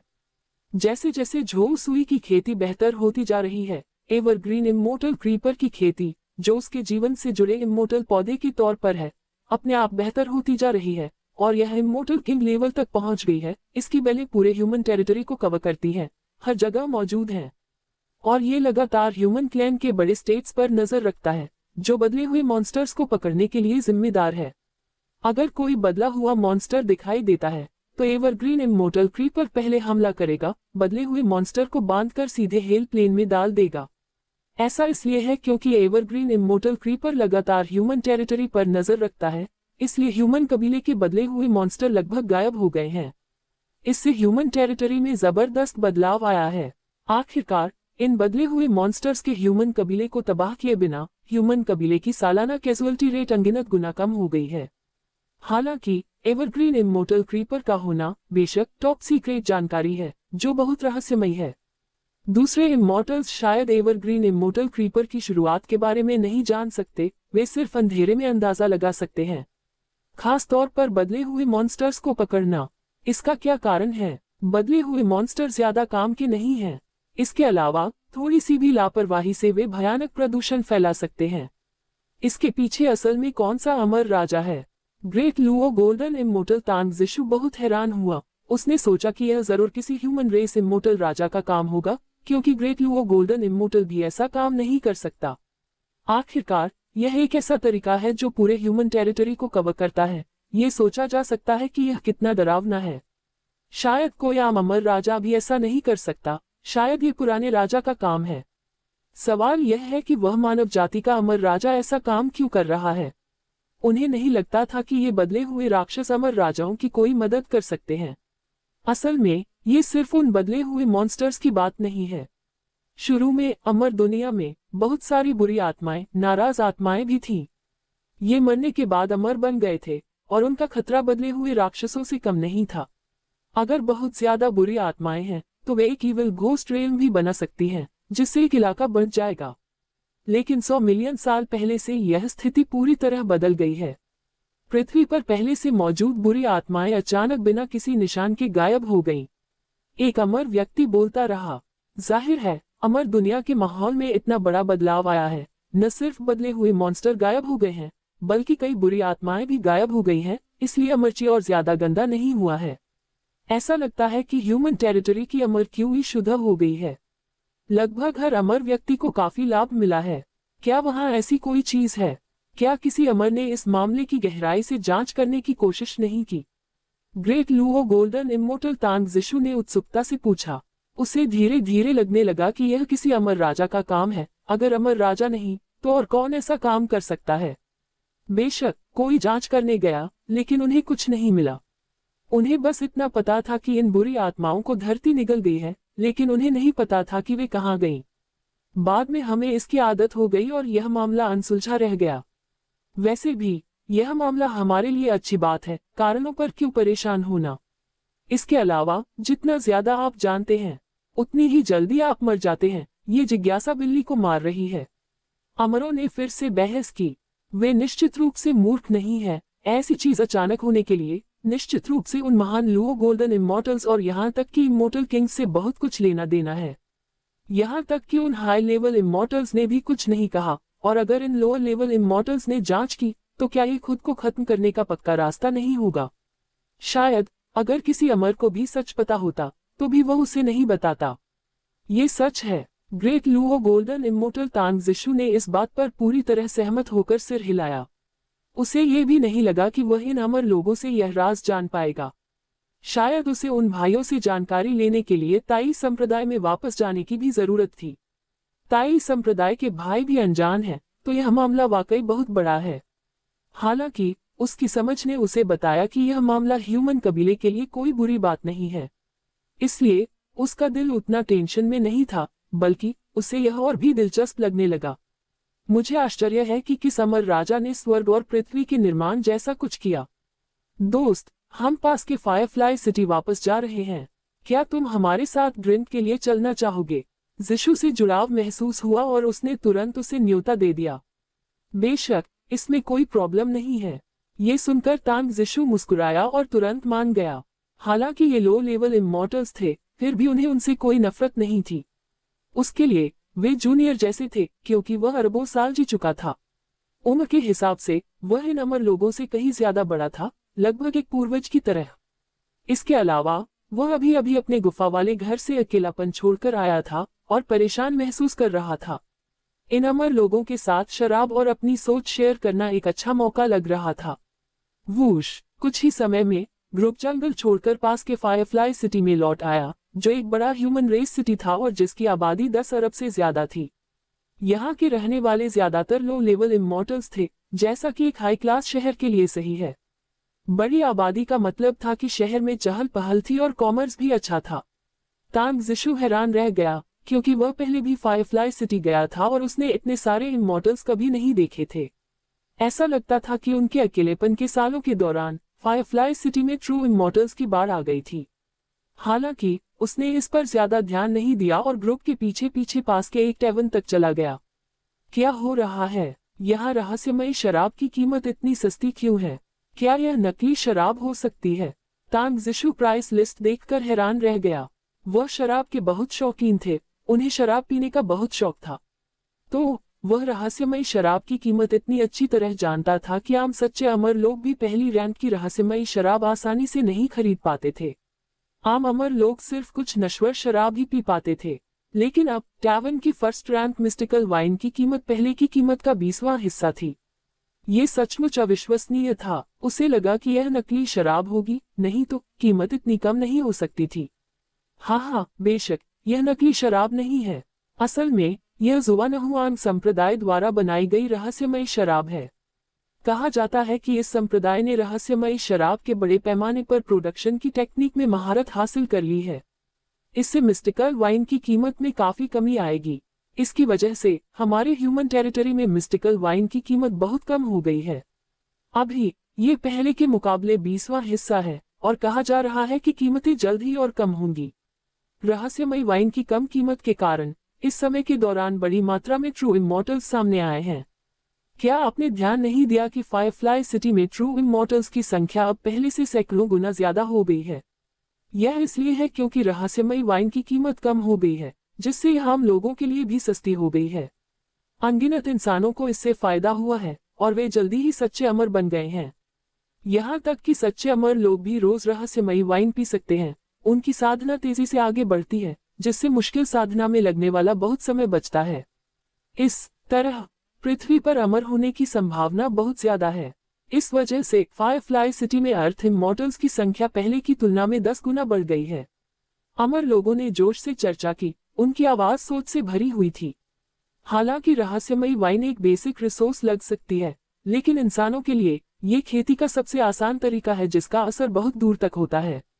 अमर दुनिया में संसाधन असल में नश्वर दुनिया की तुलना में कई गुना ज्यादा है, लेकिन जनसंख्या भी बहुत ज्यादा है।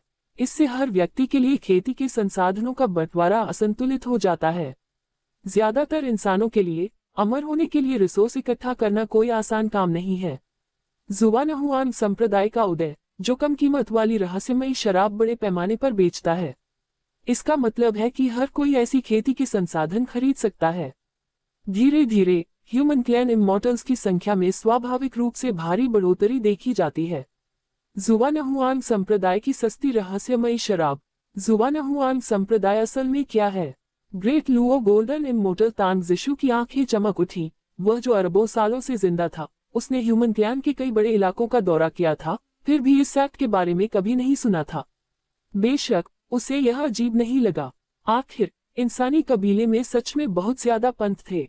अगर यह एक आम पंथ था तो उसके लिए इसके बारे में न सुनना बिल्कुल नॉर्मल था। जुवानहुआंग संप्रदाय कुछ खास है, एक नया उभरा हुआ प्रमुख संप्रदाय। एक अमर ने सीधे सीधे कहा, क्या एक महान अमर संप्रदाय? ये सुनकर तांग ज़िशु की आंखें सिकुड़ गईं। वह जानता था कि उसने जुआनहुआन सेक्ट के बारे में कभी नहीं सुना था, फिर भी यह एक ग्रेट इमोर्टल सेक्ट बन गया था, बेशक एक नई उभरी हुई इमोर्टल किंग लेवल की फोर्स। अपने 200 मिलियन साल के अकेलेपन और साधना के दौरान ह्यूमन कबीले में एक नया अमर राजा उभरा था।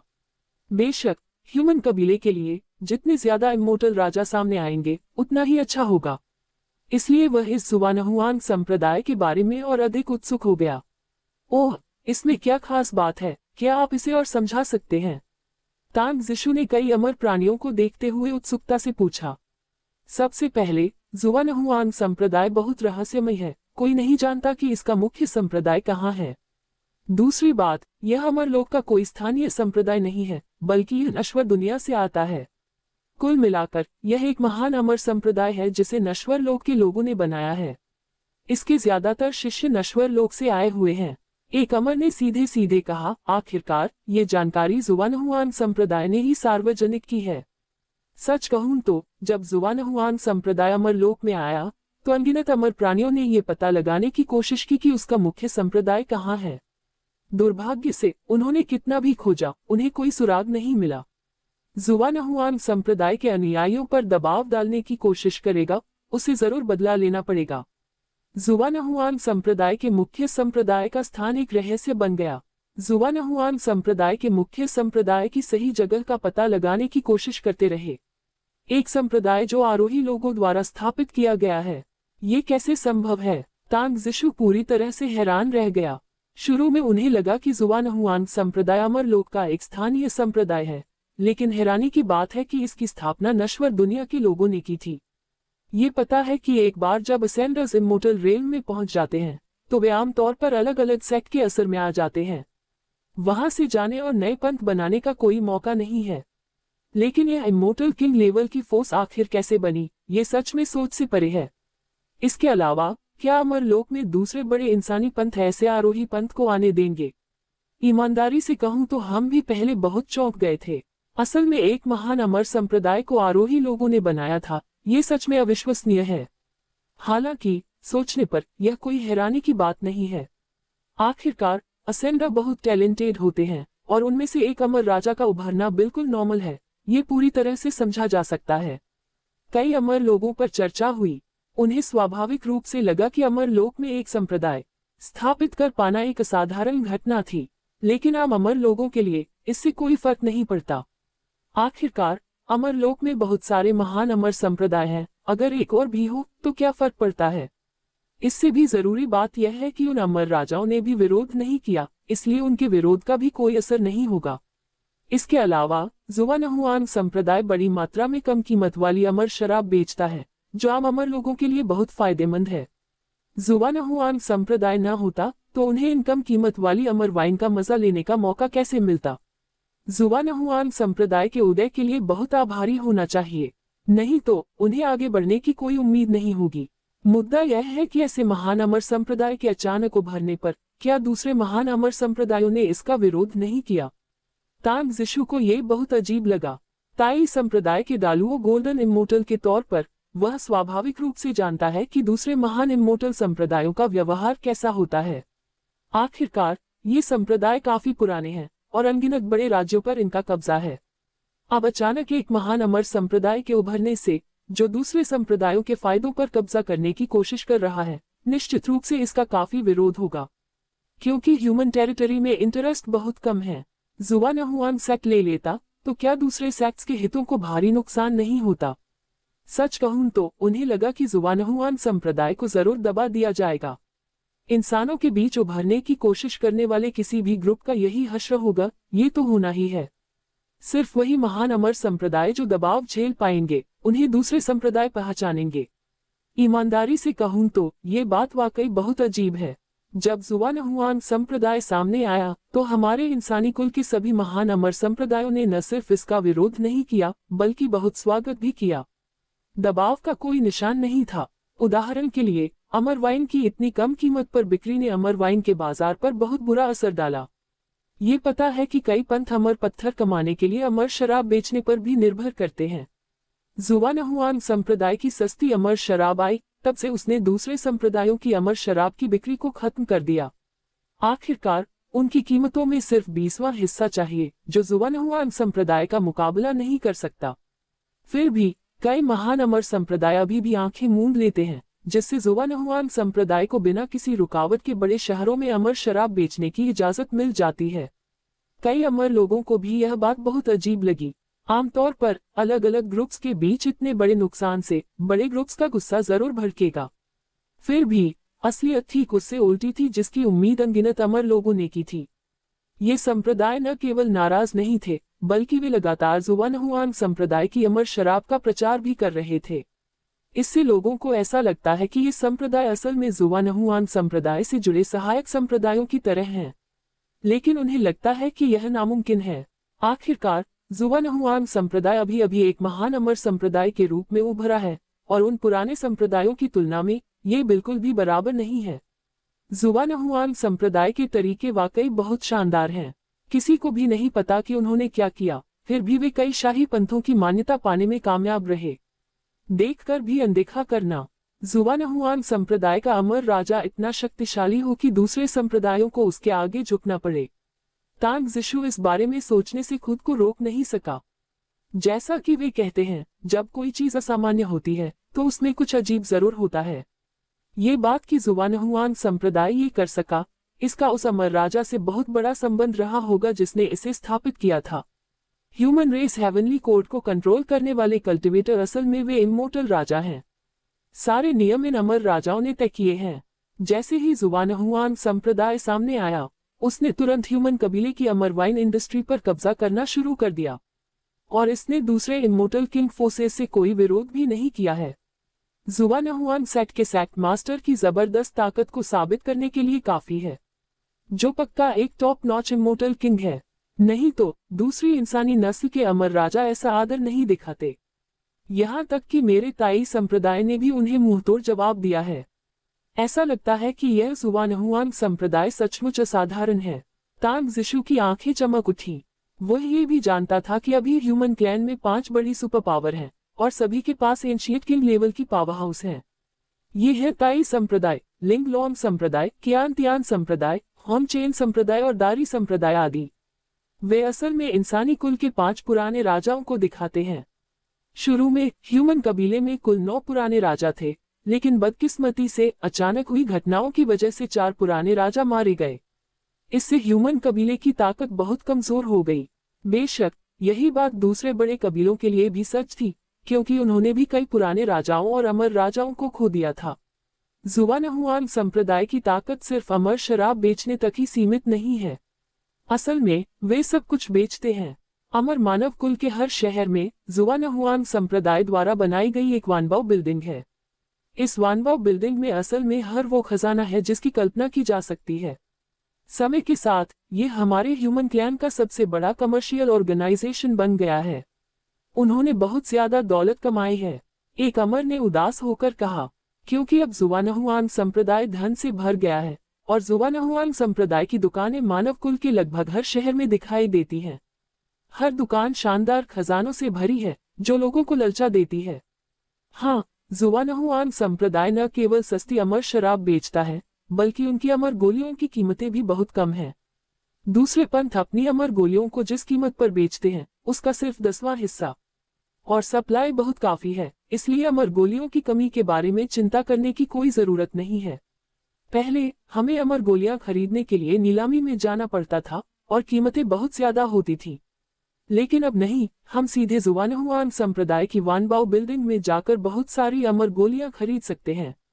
सच कहूं तो अमर गोलियों की इन भारी बिक्री की वजह से ही हमने इंसानों के ग्रुप में अर्थ इमॉर्टल्स, हेवनली इमॉर्टल्स और प्रोफाउंड इमॉर्टल्स की बड़ी संख्या देखी है। पहले की तुलना में हाई लेवल इमॉर्टल्स की संख्या 10 गुना से ज्यादा बढ़ गई है। एक और अमर ने उत्साह से कहा, जुवानहुआन संप्रदाय की वानबाओ बिल्डिंग के बनने के लिए बहुत आभारी थे। जुवानहुआन संप्रदाय न होता तो आम अमर लोगों को अमर गोलियां खरीदने का मौका नहीं मिलता। हो सकता है कि उन्होंने ये भी न देखा हो कि अमर गोली कैसी दिखती है, वे बस निराशा में पूरी तरह से लाचार होकर देख रहे हों। जुवानहुआन संप्रदाय आया है, तब से आम अमर लोग भी अमर गोलियां खरीद सकते हैं। इससे अनगिनत अमर प्राणियों को बहुत फायदा हुआ है, जिससे उनकी साधना तेजी से आगे बढ़ी है। जुवानहुआन सेक्ट से कितने ह्यूमन क्लैन इमॉर्टल्स को फायदा हुआ है? ये कैसे हो सकता है? अगर अमर वाइन की कीमत कम है तो यह अभी भी समझ में आता है, लेकिन ऐसा कैसे हो सकता है कि अमर गोलियों की कीमत पहले की तुलना में सिर्फ 10वां हिस्सा है? ये कैसे हो सकता है? सिर्फ अमर अमृत की कीमत कम करना नामुमकिन होगा, है ना? ये सुनकर तांग जिशु को यकीन करना मुश्किल हो गया। सच कहूं तो ह्यूमन रेस हेवनली कोर्ट हमेशा से अमर गोलियां बनाने की लागत कम करना चाहता था, लेकिन कई सालों की कोशिश और अमर अमृत की बड़े पैमाने पर खेती के बाद भी वे कभी सफल नहीं हुए, क्योंकि अमर अमृत की कीमत को कम नहीं किया जा सकता। अगर आप पिल मास्टर्स की लेबर कॉस्ट जोड़ दे तो कीमत बहुत ज्यादा बढ़ जाएगी। ताई संप्रदाय जैसे शाही संप्रदाय में भी अमर गोलियां दुर्लभ हैं। सिर्फ कुछ चुनिंदा जीनियस लोगों में ही इन्हें अमर गोलियों से बदलने की काबिलियत होती है। जहां तक आम शिष्यों की बात है, वे अपनी स्किल्स को बेहतर बनाने के लिए सिर्फ अपनी कड़ी मेहनत पर ही भरोसा कर सकते हैं। लेकिन अब जुवानहुआन सेक्ट ने असल में इस प्रॉब्लम को पूरी तरह से सॉल्व कर दिया है, जिससे कॉस्ट घटकर 10वां हिस्सा रह गई है। ये तो बिल्कुल भी सोचा नहीं जा सकता। उन्होंने सोचा कि ऐसी बात तो असल में नामुमकिन है। आम हालात में ऐसा ही होता है, लेकिन जुवानहुआन संप्रदाय सच में जबरदस्त है। ऐसा कहा जाता है कि जुवानहुआन संप्रदाय ने अमर अमृत की बड़े पैमाने पर खेती करने के तरीके में महारत हासिल कर ली है। इसके अलावा वे अमर अमृत के विकास चक्र को बहुत कम कर सकते हैं। वे कम समय में बड़ी संख्या में अमर अमृत की खेती कर पाते हैं, जिससे उनकी कीमतें कम हो जाती हैं। जुवानहुआन संप्रदाय द्वारा बनाई गई अमर गोलियों की कीमत दूसरे संप्रदायों की गोलियों के 10वें हिस्से जितनी ही है, और मात्रा बहुत ज्यादा है, इसलिए कमी की चिंता करने की कोई जरूरत नहीं है। नतीजा ये हुआ कि जब से जुवानहुआन संप्रदाय की बनाए अमर गोलियों का चलन शुरू हुआ है, तब से कई गोली दवा की दुकानें बंद हो गई हैं। क्योंकि सभी अमर लोग अमर गोलियां खरीदने के लिए केवल जुवानहुआन संप्रदाय की दुकानों पर जाते हैं, वे अन्य दुकानों पर नहीं जाते हैं। समय के साथ अनगिनत पिल मेडिसिन शॉप्स बंद हो गई क्योंकि वे बस चल नहीं पा रही थी। इस चर्चा में कई अमर लोग शामिल हुए। इसमें कोई शक नहीं कि जुवानहुआन सेक्ट बस एक प्राइस कसाई है, जो आते ही कॉम्पिटिटर को बुरी तरह गिरा देता है, जिससे दूसरी दुकानें धीरे धीरे पीछे हट जाती हैं और जुवानहुआन सेक्ट का मुकाबला नहीं कर पाती। आखिर सस्ते दामों के मामले में जुवानहुआन सेक्ट का मुकाबला कौन कर सकता है? ये तो बस एक ख्वाहिश होगी। क्या ऐसा नहीं है कि अगर ऐसा है तो जुवानहुआन सेक्ट पूरी दुनिया में गोली की दुकानों को नाराज कर रहा होगा, अनगिनत ताकतों को नाराज कर रहा होगा। तांग जिशु पहले से ही जुवानहुआन सेक्ट पर पड़ने वाले दबाव का अंदाजा लगा सकता था। असल में इन कम कीमत वाली इमोर्टल पिल्स को बेचने से अनगिनत इमोर्टल्स को फायदा हुआ। लेकिन उन पिल शॉप्स का क्या? कौन जानता है कि वे कितने पिल मास्टर्स, सेक्ट्स और फोर्सेस से जुड़े हुए हैं? अगर ये दुकानें बंद हो जाएं और सब कुछ खत्म हो जाए तो वे जरूर जोरदार तरीके से लड़ेंगे। आखिरकार किसी के फाइनेंशियल रिसोर्स काट देना उसके माता पिता को मारने जैसा है। भले ही जुवानहुआन संप्रदाय बहुत शक्तिशाली हो, फिर भी इसे रोकना मुश्किल होगा। शुरुआत में ये सच में ऐसा ही था, जिससे बहुत सारी ताकतें नाराज हो गईं। जुवानहुआन सेक्ट की अमर गोलियों की बिक्री पर बैन लगाना चाहते थे। जुवानहुआन संप्रदाय की अमर गोलियों को बाजार में आने नहीं दिया। इस तरह अमर गोलियों का रेगुलर बिक्री सिस्टम बना रहा। कुछ समय के लिए इंसानों के बीच हर जगह बहुत तेजी और गुस्से के साथ विरोध प्रदर्शन हुए, लेकिन जुवानहुआन संप्रदाय ने इस मामले को सुलझा लिया। एक अमर बोला, ओह, ये कैसे हल हुआ? तांग जिशु ने अपनी आंखें झपकाईं और ज्यादा उत्सुक होता गया। आखिरकार ये दुनिया भर के हितों को ठेस पहुंचा रहा था, इसे इतनी आसानी से कैसे सुलझाया जा सकता था? बहुत आसान है। जुवानहुआन सेक्ट के अमर राजा ने दखल दिया और दूसरे सेक्ट के अमर राजाओं को शांत किया। इसने अलग अलग सेक्ट्स को बातचीत की टेबल पर ला दिया। जब तक अमर राजाओं का कोई इरादा नहीं था, तब तक दूसरे अमर लोग कुछ करने की हिम्मत कैसे कर सकते थे?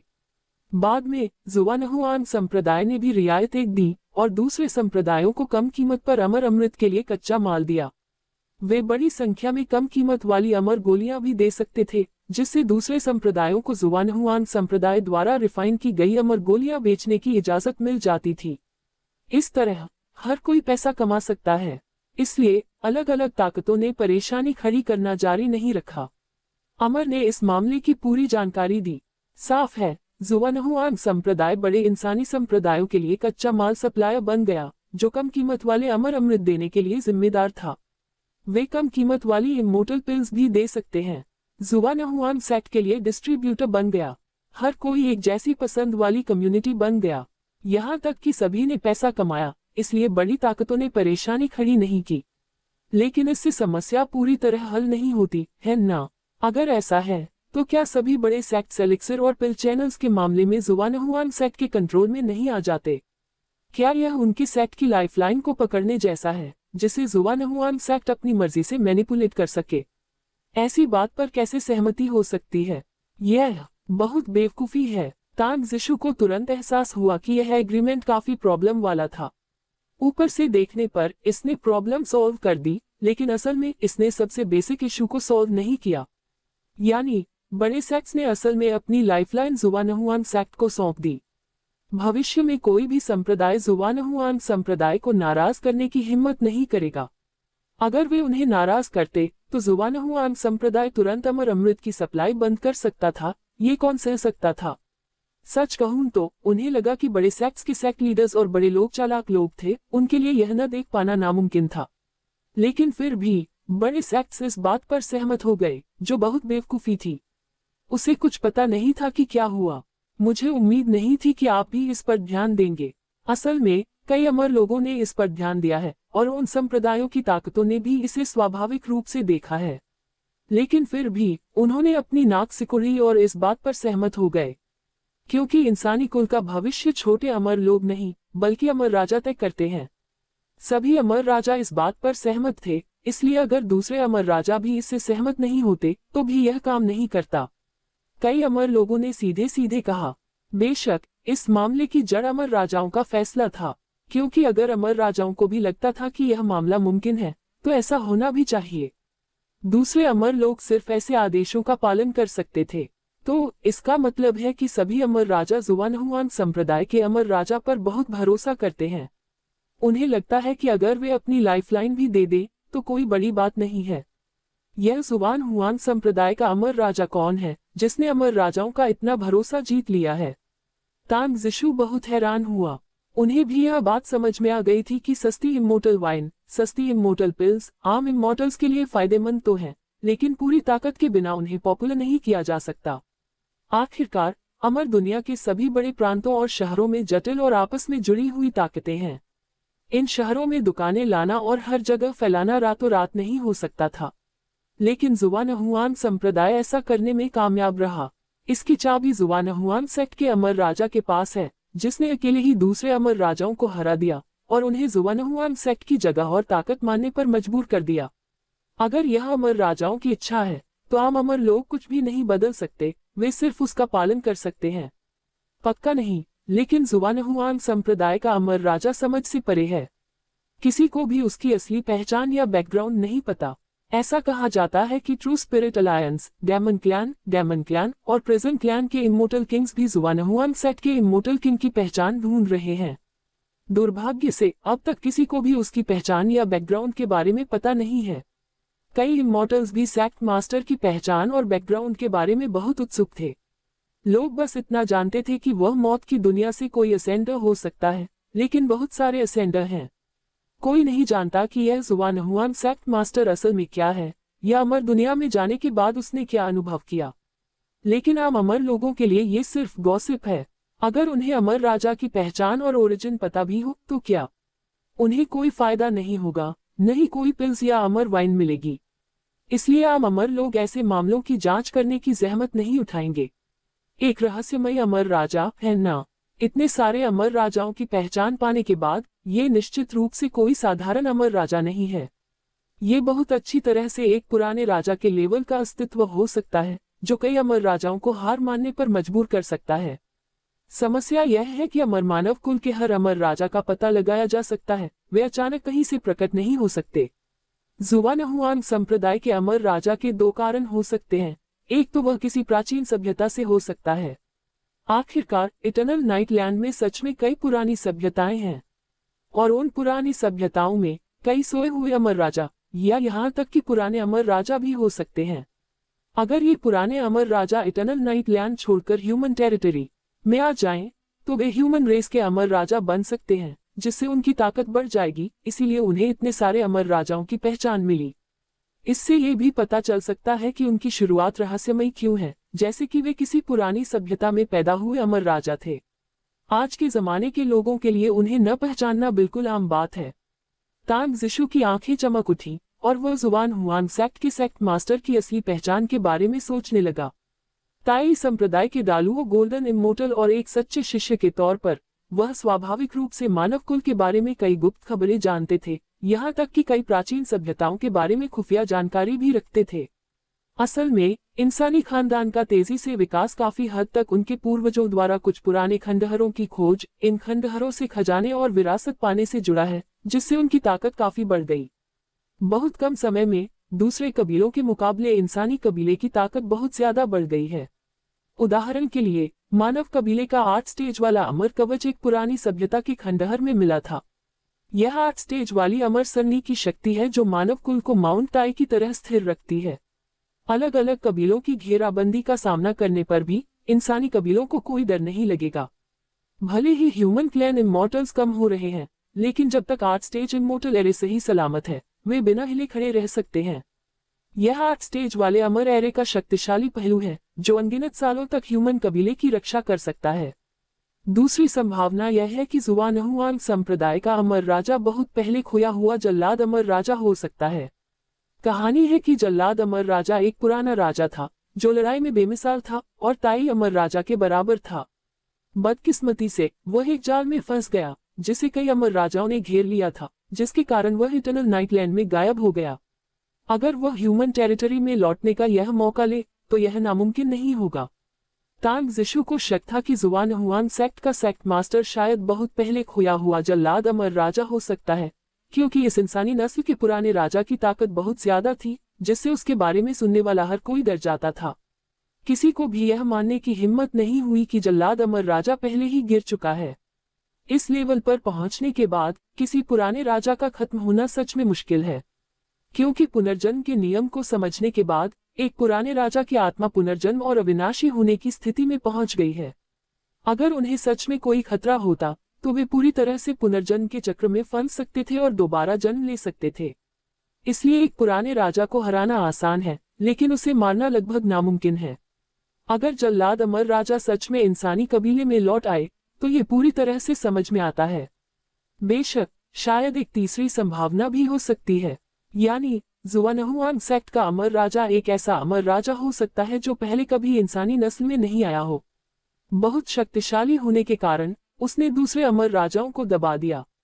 जुआनहुआन संप्रदाय की स्थिति मानने के लिए मजबूर करना, जिससे उन्हें बहुत सारे फायदे मिले। हालांकि इसकी संभावना बहुत कम है। तांग ज़िशु की आंखें चमक उठी। उन्हें लगा कि यह तीसरी संभावना 0 के बहुत करीब थी। आखिरकार एक अनजान ह्यूमन क्लैन इमोर्टल का इमोर्टल किंग रेल्म तक आगे बढ़ना पहले से ही काफी असाधारण बात है। सिर्फ अमर राजा बनना ही नहीं, बल्कि दूसरे अमर राजाओं को भी अपने अधीन करना, उन्हें अपनी ताकत और पद को मानने पर मजबूर करना। ताई संप्रदाय के एक सच्चे शिष्य के तौर पर और ह्यूमन कबीले की सच्ची आत्मा के खून से अपनी रगों में बहने वाले एक बेमिसाल जीनियस के तौर पर उन्हें लगा कि यह हासिल करना लगभग नामुमकिन है। अगर यह सच में हो सका तो यह किसी चमत्कार से कम नहीं होगा। लेकिन किसी भी हाल में अभी का जुआनहुआन सेक्ट पहले ही इंसानी कबीले में एक अहम शाही सेक्ट बन चुका है। जुआनहुआन संप्रदाय का असर मानव कुल के कई बड़े राज्यों में फैल गया है। जुआनहुआन संप्रदाय का प्रभाव और भी ज्यादा बढ़ता जा रहा है। जुआनहुआन संप्रदाय की ताकत भी असाधारण है। भले ही यह एक नया उभरा हुआ शाही संप्रदाय है, लेकिन इसकी ताकत टॉप 3 में जगह बनाने के लिए काफी है।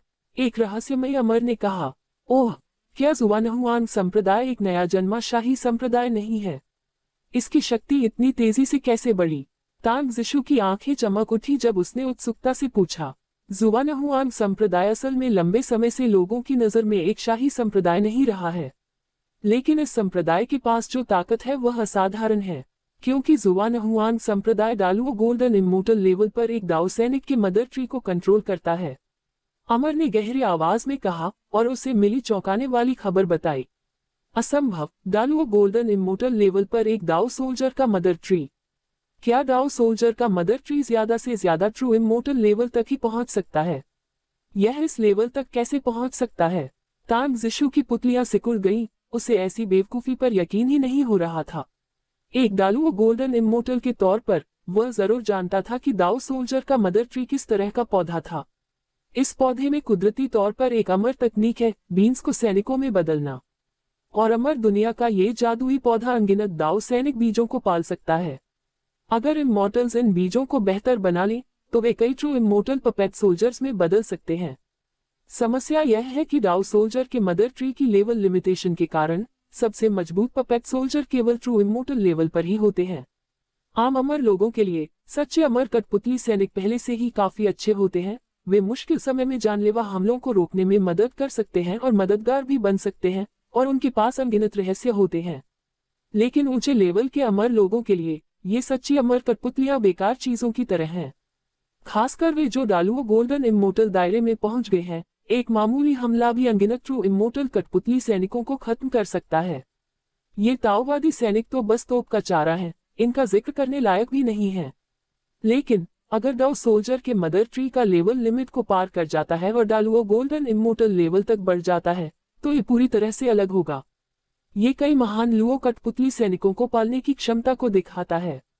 अगर यह बात सच है तो ह्यूमन क्लैन के लिए यह एक अकल्पनीय एनहांसमेंट है। अनगिनत ग्रेट लुओ पपेट सोल्जर्स के आने के बारे में सोचकर क्या वे आसानी से बाकी 4 सुपर क्लैन को कुचल नहीं देंगे? ये सोचकर वह डर से कांपने लगा। उसे लगा कि यह बात बहुत बड़ा चढ़ाकर कही गई है। दुनिया में ऐसे डरावने तरीके हो ही नहीं सकते। कुछ भी नामुमकिन नहीं है। कई अमर लोगों ने पहले भी इस पर शक किया है, लेकिन असल में ये सच है। क्योंकि मानव कुल के हर हाई क्लास शहर में जुवानहुआन संप्रदाय की एक वानबाओ बिल्डिंग होगी, और वानबाओ बिल्डिंग की रखवाली एक महान लुओ कठपुतली सैनिक कर रहा है। एक बार एक अमर ने वानबाओ बिल्डिंग पर हमला करने और खजाने पर कब्जा करने की कोशिश की। अचानक महान लुओ कठपुतली सैनिक ने कार्रवाई की और दुश्मन को मार डाला। तब से किसी भी ताकत, किसी भी अमर ने वानबाओ बिल्डिंग के प्रति बुरे इरादे रखने की हिम्मत नहीं की। ये शेखी नहीं बघारना है, यह ऐसी बात है जो हर कोई जानता है। अमर ने सच सच कहा, यह मानते हुए कि यह एक सच है जिसके बारे में अनगिनत अमर लोग पहले से ही जानते हैं। सच है, ये साथ ही दाओवादी सच बोल रहा है। हालांकि यह बात सच में अविश्वसनीय है, लेकिन जुवानहुआन संप्रदाय के पास सच में कई महान लुओ कठपुतली सैनिक हैं। क्या ऐसा नहीं है? ये ग्रेट लुओ पपेट सोल्जर्स पहले ही अलग अलग वानबाओ बिल्डिंग्स में फैल चुके हैं और ह्यूमन क्लैन के अलग अलग इलाकों को दबा रहे हैं। डालुओ गोल्डन इमोर्टल के बराबर नहीं है। डालुओ गोल्डन इमोर्टल लेवल से नीचे के इमोर्टल्स पर भारी पड़ना बिना किसी दिक्कत के एक डायमेंशनल रिडक्शन स्ट्राइक होगा। जुवानहुआन संप्रदाय की ताकत और भी ज्यादा डरावनी हो गई है, जो इंसानी कबीले में मशहूर है। कई अमर लोगों ने चर्चा की, काफी भावुक महसूस किया। शुरू में जुवानहुआन संप्रदाय को सिर्फ एक शाही संप्रदाय में प्रमोट किया गया था। भले ही वे कम कीमत वाली अमर वाइन और अमर गोलियां देते थे, ताकत के बिना उनका सम्मान नहीं किया जाता था। लेकिन जब से बड़ी संख्या में ग्रेट लुओ पपेट सोल्जर्स सामने आए, दुनिया हैरान रह गई। इसकी तुलना अब किसी आम राजसी संप्रदाय से नहीं की जा सकती। इतने सारे ग्रेट लुओ पपेट सोल्जर्स के एक साथ इकट्ठा होने पर कौन बता सकता है कि वे किस लेवल की पावर दिखा सकते हैं। इसलिए तब से कोई भी विलेन जुवानहुआन सेक्ट के खिलाफ काम करने की हिम्मत नहीं कर सका। मोटे तौर पर अनुमान लगाया जाए तो ग्रेट लुओ पपेट सोल्जर्स की संख्या 10 अरब से ज्यादा है।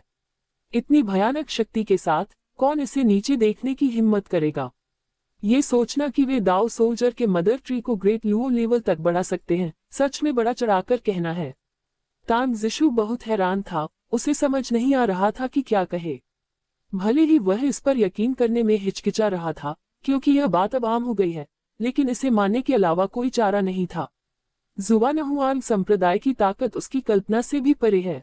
यहाँ तक कि उनका अपना ताई संप्रदाय भी शायद इससे बेहतर नहीं है ना? बेशक इंसानी कुल में एक और बहुत बड़ा राजसी पंथ सामने आया है। बेशक दाओ सैनिक की मदर ट्री सीमा को तोड़ सकती है, जिसका कारण स्वाभाविक रूप से मेडिसिन गू की शक्ति के कारण है। लगातार रहस्यमय अमृत पीने से दाओ सोल्जर के मदर ट्री के अंदर की क्षमता लगातार बढ़ती गई है। अब तक इसकी खेती लगातार आगे बढ़ रही है और डालुओ गोल्डन इमोर्टल लेवल तक पहुंच गई है। यह अमर राजा के दायरे से भी ज्यादा दूर नहीं है, इसलिए ये बहुत ज्यादा मात्रा में बीज पैदा कर सकता है, जिसे झोंग सुई कई ग्रेट लुओ पपेट सोल्जर्स बनाने के लिए रिफाइन करता है। इन महान लुओ कठपुतली सैनिकों को झोउ सुई ने मानव कबीले के अलग अलग इलाकों में भी भेजा था, जो जुवानहुआंग संप्रदाय की वानबाओ बिल्डिंग की रखवाली के लिए जिम्मेदार थे। जुवानहुआंग संप्रदाय को प्रसिद्धि मिली, शायद उन्हें किसी पुरानी सभ्यता के अवशेष मिले हों, इसीलिए जुवानहुआंग संप्रदाय ऐसे अविश्वसनीय काम कर सकता है। तांग जिशु को पुराने जमाने की सभ्यताओं की ताकत का भी पता था, क्योंकि ताई संप्रदाय ने एक समय पुराने जमाने की विरासत हासिल कर ली थी, जिससे वह इंसानी कबीले के टॉप संप्रदायों में से एक बन गया। सेक्ट के कई भाई किस्मत की तलाश में इटर्नल नाइट लैंड तक भी जाते थे। दुर्भाग्य से जो लोग सच में किस्मत पाते हैं वे बहुत कम होते हैं।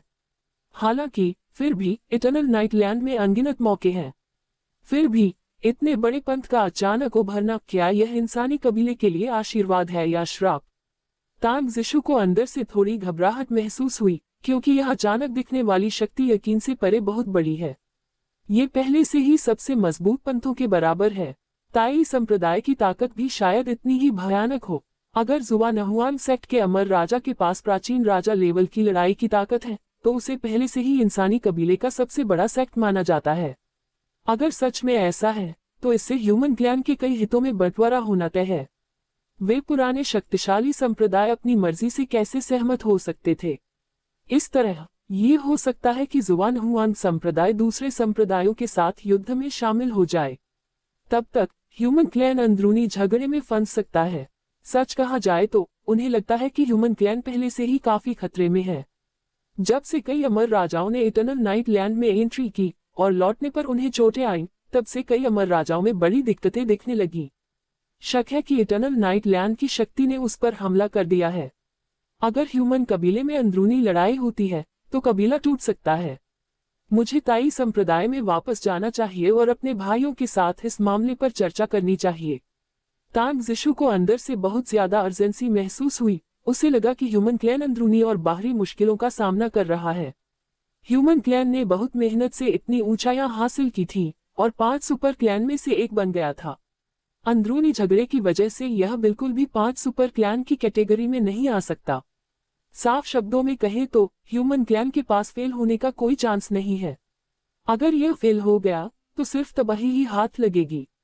दूसरे कबीले तो बिल्कुल भी रहम नहीं करेंगे। कई दिन बीत गए। टेलीपोर्टेशन एरे के जरिए तांग जिशु आखिरकार ताई सेक्ट में लौट आया। ताई सेक्ट का हेडक्वार्टर, जो नेचुरली सेंट्रल इमोर्टल डोमेन में है, सबसे फायदेमंद माहौल देता है। सेंट्रल इमोर्टल डोमेन में 8वीं ग्रेड की इमोर्टल वेन भी है, जिसमें इमोर्टल ची का हाई कॉन्सेंट्रेशन है। बहुत से अमर राजा यहाँ खेती करना चुनते हैं। दूसरे अमर लोगों के लिए इंसानी नस्ल का सेंट्रल अमर इलाका बेशक एक कल्टीवेशन होली लैंड है।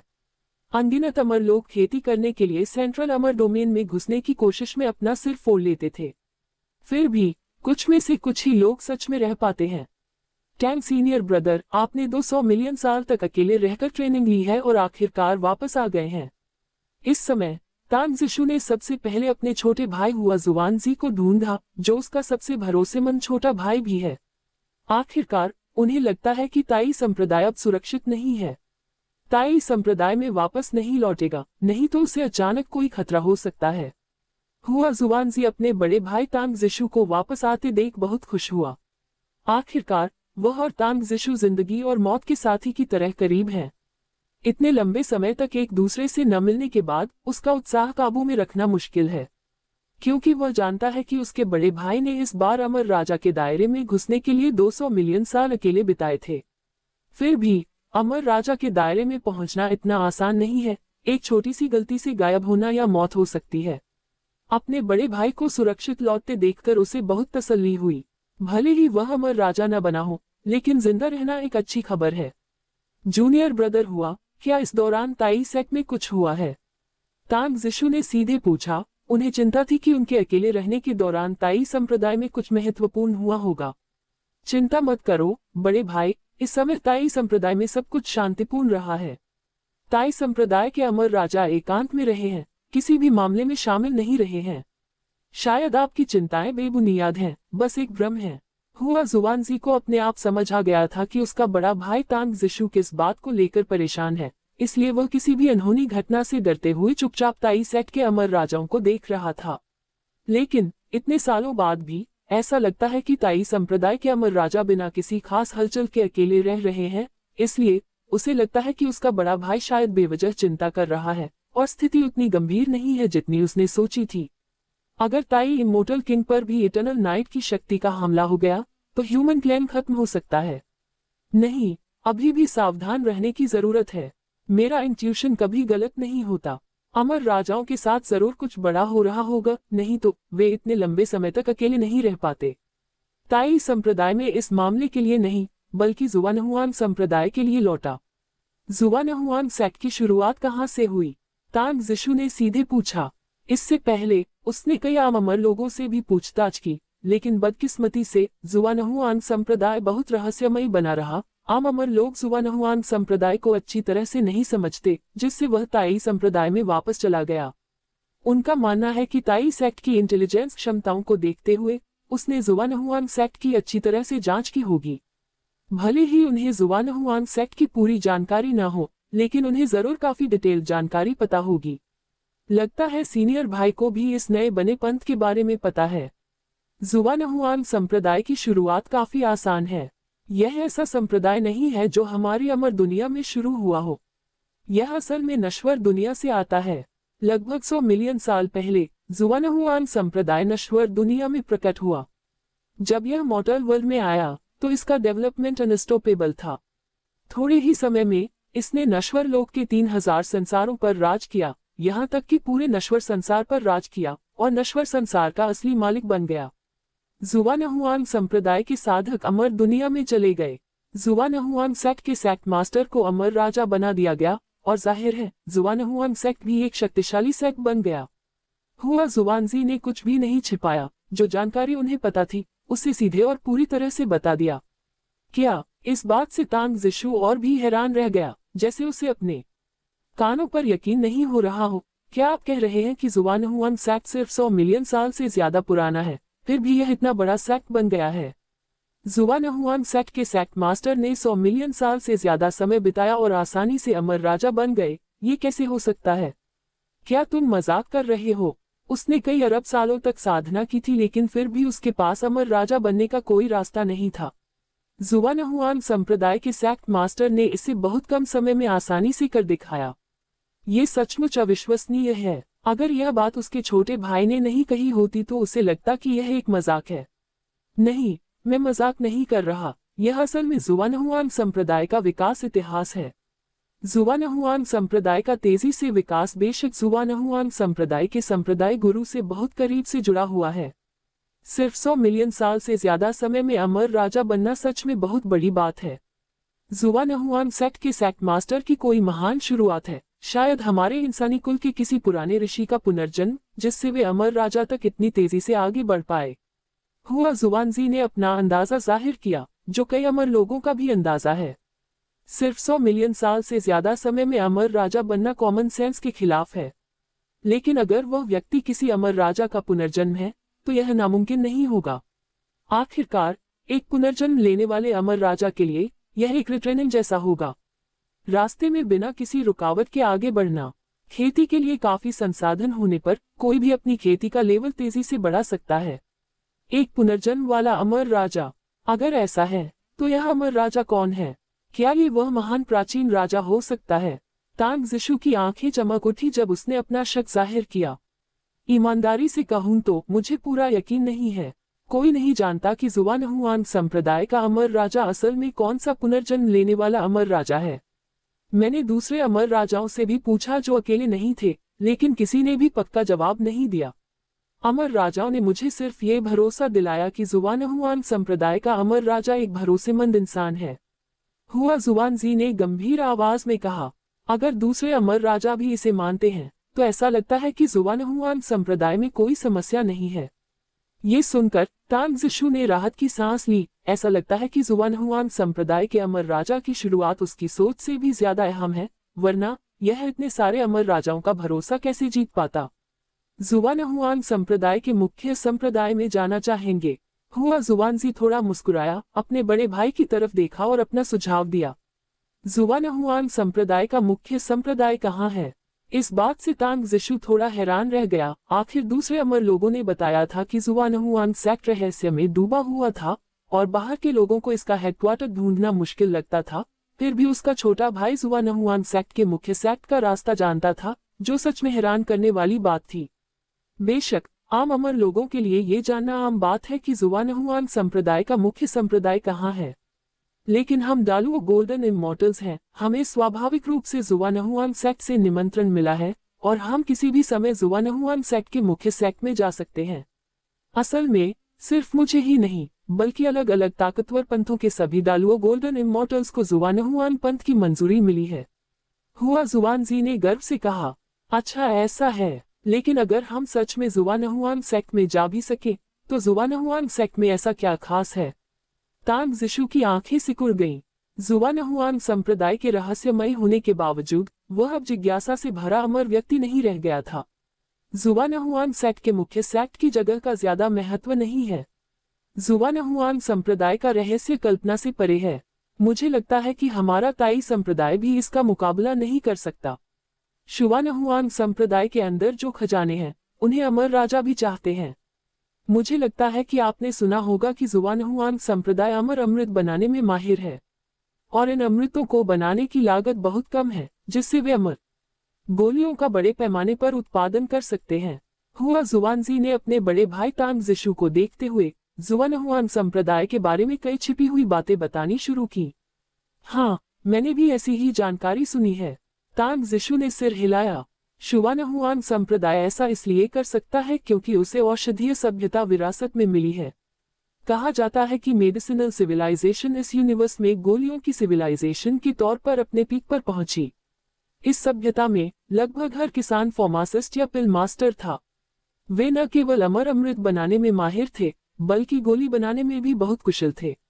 जुआनहुआन संप्रदाय ने इस औषधीय सभ्यता की विरासत हासिल की, जिससे वे बड़े पैमाने पर अमर अमृत की खेती कर सके। जुआनहुआन संप्रदाय ने चिकित्सा सभ्यता द्वारा छोड़े गए अमर अमृत के बीज भी हासिल कर लिए हैं। प्रागैतिहासिक सभ्यता के ये अमर अमृत बहुत पहले ही खत्म हो चुके थे। जुआनहुआन संप्रदाय की साधना के तहत ये खत्म हो चुके अमर अमृत अब फिर से जीवित हो गए हैं। हुआ जुआनजी ने गंभीरता से कहा। क्या? ये सुनकर तांग जिशु की पुतलियां सिकुड़ गईं और उसे अंदर से गहरा सदमा लगा। वह मूर्ख नहीं था, वह स्वाभाविक रूप से समझ गया कि ये शब्द वास्तव में क्या दर्शाते हैं।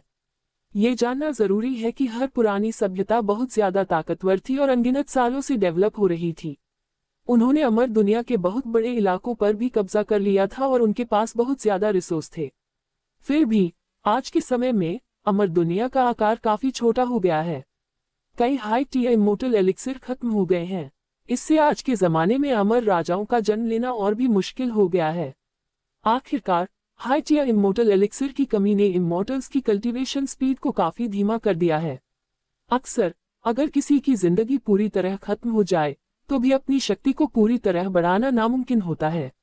अगर उन्हें सपोर्ट करने के लिए काफी इमोर्टल एलिक्सिर होते तो इमोर्टल्स को अपनी कल्टीवेशन को बढ़ाने में ज्यादा समय बर्बाद करने की जरूरत नहीं होती, बल्कि वे सिर्फ हेवन और अर्थ लॉस को समझने पर फोकस कर सकते थे। अफसोस, समय के बदलाव और दुनिया के बदलावों की वजह से आज का जमाना पुरानी सभ्यताओं के मुकाबले बहुत कमजोर है और उसके पास रिसोर्स भी बहुत कम है। अगर कोई सच में इन लंबे समय से खत्म हो चुके इमोर्टल एलिक्सिर की खेती कर सके तो ये हाई टियर इमोर्टल्स के लिए बहुत अच्छी खबर होगी और इससे उनकी खेती की तरक्की जरूर बहुत तेज हो जाएगी। क्या आप कह रहे हैं कि जुआनहुआन संप्रदाय ने बड़ी मात्रा में हाई टियर इमोर्टल एलिक्सिर हासिल कर लिए हैं? तांग जिशु ने अपने छोटे भाई हुआ जुआनजी को गौर से देखा। अगर यह सच है तो उसे खुद जुआनहुआन संप्रदाय में जाना होगा। शायद जुआनहुआन संप्रदाय के पास ऐसे मौके हैं जो उसके हैं। असल में उन्होंने हाई टियर इमोर्टल एलिक्सिर की बड़ी मात्रा में महारत हासिल कर ली है। अगर हमारे बाहरी सेक्ट्स के इमोर्टल्स काफी कंट्रीब्यूशन पॉइंट्स जमा कर लेते हैं तो वे भी उनके बदले में दे सकते हैं। उदाहरण के लिए जुआनहुआन संप्रदाय के पास एक तरह का अमर अमृत है जिसे ज्ञान अमर चाय के नाम से जाना जाता है। कहा जाता है कि यह जुआनहुआन संप्रदाय के सेक्ट मास्टर द्वारा उगाए गए एनलाइटनमेंट ट्री की पत्तियों से आता है, जिसे एक खास रिफाइनिंग से प्रोसेस किया जाता है, जिससे एक खास तरह की चाय बनती है। इसे एक बार चखने से कोई भी अमर व्यक्ति ज्ञान की स्थिति में आ सकता है। कई अमर लोगों ने पहले भी एनलाइटनमेंट इमोर्टलिटी पी है और इसके नतीजे में उन्होंने स्वर्ग और पृथ्वी के अलग अलग नियमों को समझा है। कई हाई टियर इमोर्टल्स ने एनलाइटनमेंट इमोर्टलिटी की शक्ति से रुकावटों को पार किया है। अगर आप एनलाइटनमेंट इमोर्टलिटी पा सके सीनियर भाई, तो शायद आपके लिए इमोर्टल किंग बनने का मौका हो सकता है। हुआ जुवानजी ने जुवानहुआन संप्रदाय द्वारा सीखे गए एक तरह के अमर अमृत के बारे में बताया, ज्ञान अमर चाय। इसमें कोई शक नहीं है कि ज्ञान वृक्ष की सफल खेती के बाद से यह जुवानहुआन संप्रदाय के सबसे मशहूर अमर अमृत में से एक बन गया है। हालांकि इसका सिर्फ एक सपोर्टिंग रोल है, लेकिन कोई भी अमर, चाहे वह किसी भी खेती में लगा हो, इसे खा सकता है। चाहे इसे कितनी भी बार पिया जाए, एनलाइटनमेंट इमोर्टलिटी का असर जरूर होगा। ज्यादा से ज्यादा इसका असर थोड़ा कमजोर हो जाएगा। अगर इसे लंबे समय तक लिया जाए तो ये किसी की समझ को हमेशा के लिए बढ़ा सकता है। तो एनलाइटनमेंट इमोर्टलिटी के आने से ह्यूमन क्लैन के कई हाई टियर इमोर्टल्स बहुत खुश हो गए हैं। अगर कोई एनलाइटनमेंट इमोर्टलिटी का एक कप पी ले तो यह निश्चित रूप से उन्हें रुकावटों को दूर करने और आगे बढ़ने में मदद करेगा। बिल्कुल नहीं, क्या जुवानहुआन संप्रदाय सच में ऐसा अमर अमृत बेचने को तैयार होगा? तांग जिशु ने अपनी मुठ्ठियां भींच ली, उसकी आंखों में एक डरावनी चमक थी। उसे यह बहुत अविश्वसनीय लगा। उन्होंने सोचा कि अगर ताई संप्रदाय ने ज्ञान का वृक्ष पा लिया होता तो वे कभी भी ज्ञान की अमर चाय नहीं भेजते। आखिर संप्रदाय के अंदर के साधकों के लिए भी पर्याप्त नहीं था, तो वे बाहरी लोगों को इसका इस्तेमाल करने की अनुमति कैसे दे सकते थे? सच कहूं तो जुवानहुआन संप्रदाय के ऐसे काम बहुत अजीब हैं, पूरी तरह से बेतुके हैं। बेशक वे तैयार हैं, क्योंकि जुवानहुआन संप्रदाय के लिए इसका कोई मतलब नहीं है। जुवानहुआन संप्रदाय अमर अमृत की खेती करने में बहुत माहिर है। हालांकि एनलाइटनमेंट इमोर्टलिटी कीमती है, लेकिन कभी कभी इसका एक बैच निकाला जा सकता है। जुवानहुआन संप्रदाय के लिए ज्ञान अमर चाय इतनी कीमती नहीं है कि वे इसे बेचने को तैयार न हों। तो हम बाहरी संप्रदायों के साधकों के पास इसे पाने का अभी भी मौका है। लेकिन एनलाइटनमेंट इमोर्टलिटी पाने के लिए हमें शायद जुवानहुआन सेक्ट को अलग अलग काम पूरे करने में मदद करनी होगी और इसके बदले में काफी कंट्रीब्यूशन पॉइंट्स जमा करने होंगे। हुआ जुवानजी ने गंभीर आवाज में कहा, इससे कोई फर्क नहीं पड़ता, जब तक इसे पाने का मौका है। ये पहले से ही काफी संतोषजनक है। इसे पाने का कोई रास्ता न होने से तो ये कहीं बेहतर है। तांग जिशु को लगा कि यह असल में एक अच्छी बात है। अगर जुवानहुआन सेक्ट बदले में कुछ नहीं मानता और बस एनलाइटनमेंट इमोर्टलिटी भेज देता, तो उसे लगता कि कोई बड़ी प्रॉब्लम हो सकती है। अगर वे बदले में कुछ नहीं मानते तो वह सच में डर जाता, क्योंकि यही सच में डरावनी बात होती। यह अच्छी बात है कि सीनियर भाई इस तरह सोचते हैं, जाहिर है। हुआ जुवानजी ने सिर हिलाया। तो फिर जुवानहुआन सेक्ट मास्टर की सेक्ट में एंट्री किस तरीके से मिलती है? तांग जिशु ने सीधे पूछा। वो जुवानहुआन सेक्ट में जाकर ये देखना चाहता था कि यह मशहूर सेक्ट असल में कैसा दिखता है। जुवानहुआन संप्रदाय के सभी शिष्यों के पास एक खास निशान होता है जिसे ड्रीम रियल मार्क कहते हैं। सिर्फ ड्रीम रियल मार्क से मान्यता प्राप्त लोग ही जुवानहुआन सेक्ट मास्टर के सेक्ट में प्रवेश कर सकते हैं। हुआ जुवानजी ने गंभीरता से कहा। ये कहते हुए उसने अपना दाहिना हाथ आगे बढ़ाया और अपना ड्रीम रियल मार्क दिखाया। क्या? तांग जिशु ने ड्रीम रियल मार्क पर नजर डाली और अचानक अपने बाएं हाथ के पीछे एक गर्माहट महसूस की, जहां एक खास निशान दिखाई दिया, जैसे उसमें रहस्यमय आत्मा की शक्ति हो जो समझ से परे हो। फिर उसे लगा कि उसकी आत्मा किसी रहस्यमयी जगह से बात कर पा रही है। लगता है सीनियर ब्रदर को भी ड्रीम रियल मार्क ने पहचान लिया है। ये बहुत बढ़िया है।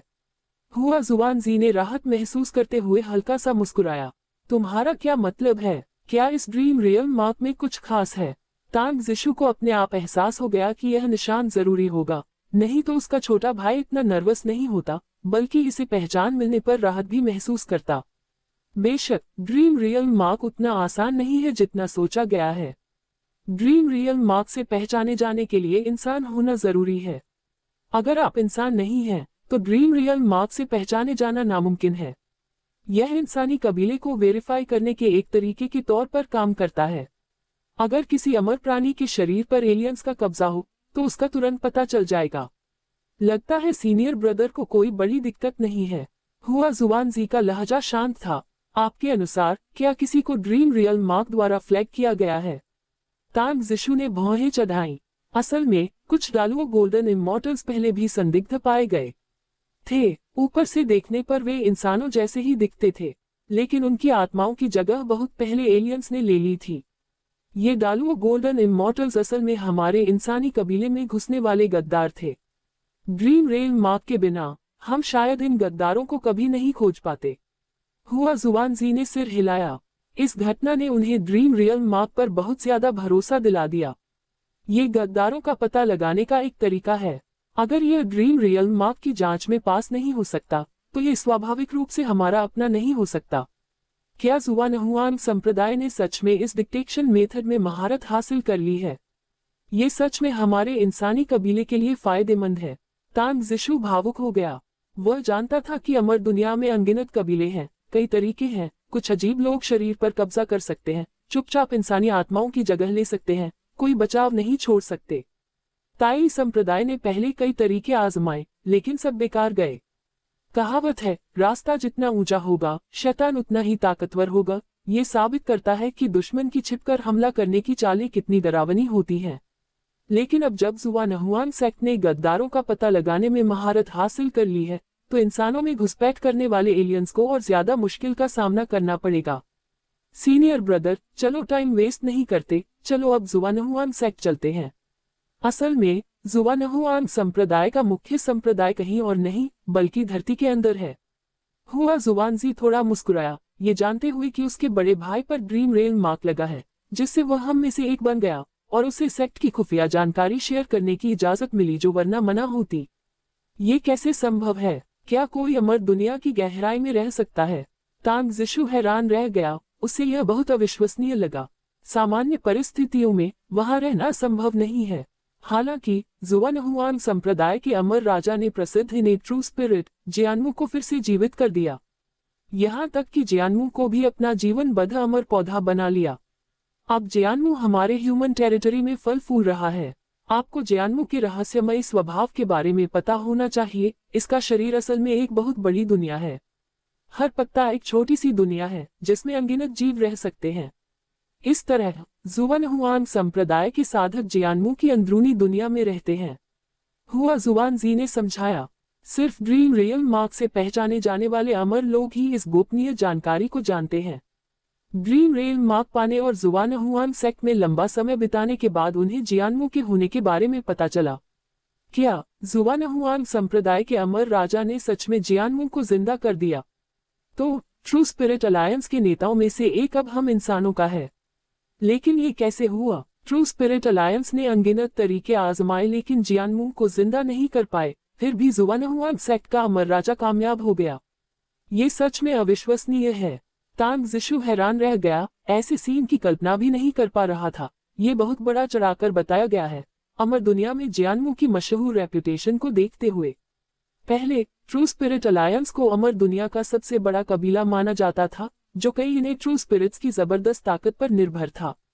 उनमें से जियानमू ट्रू स्पिरिट अलायंस की सबसे बड़ी लड़ाकू ताकतों में से एक था, जिसे अजय अमर राजा के रूप में पूजा जाता था, जिसे रोका नहीं जा सकता था। लेकिन जब से जियानमू खत्म हुआ और गायब हो गया, ट्रू स्पिरिट अलायंस धीरे धीरे कमजोर होता गया।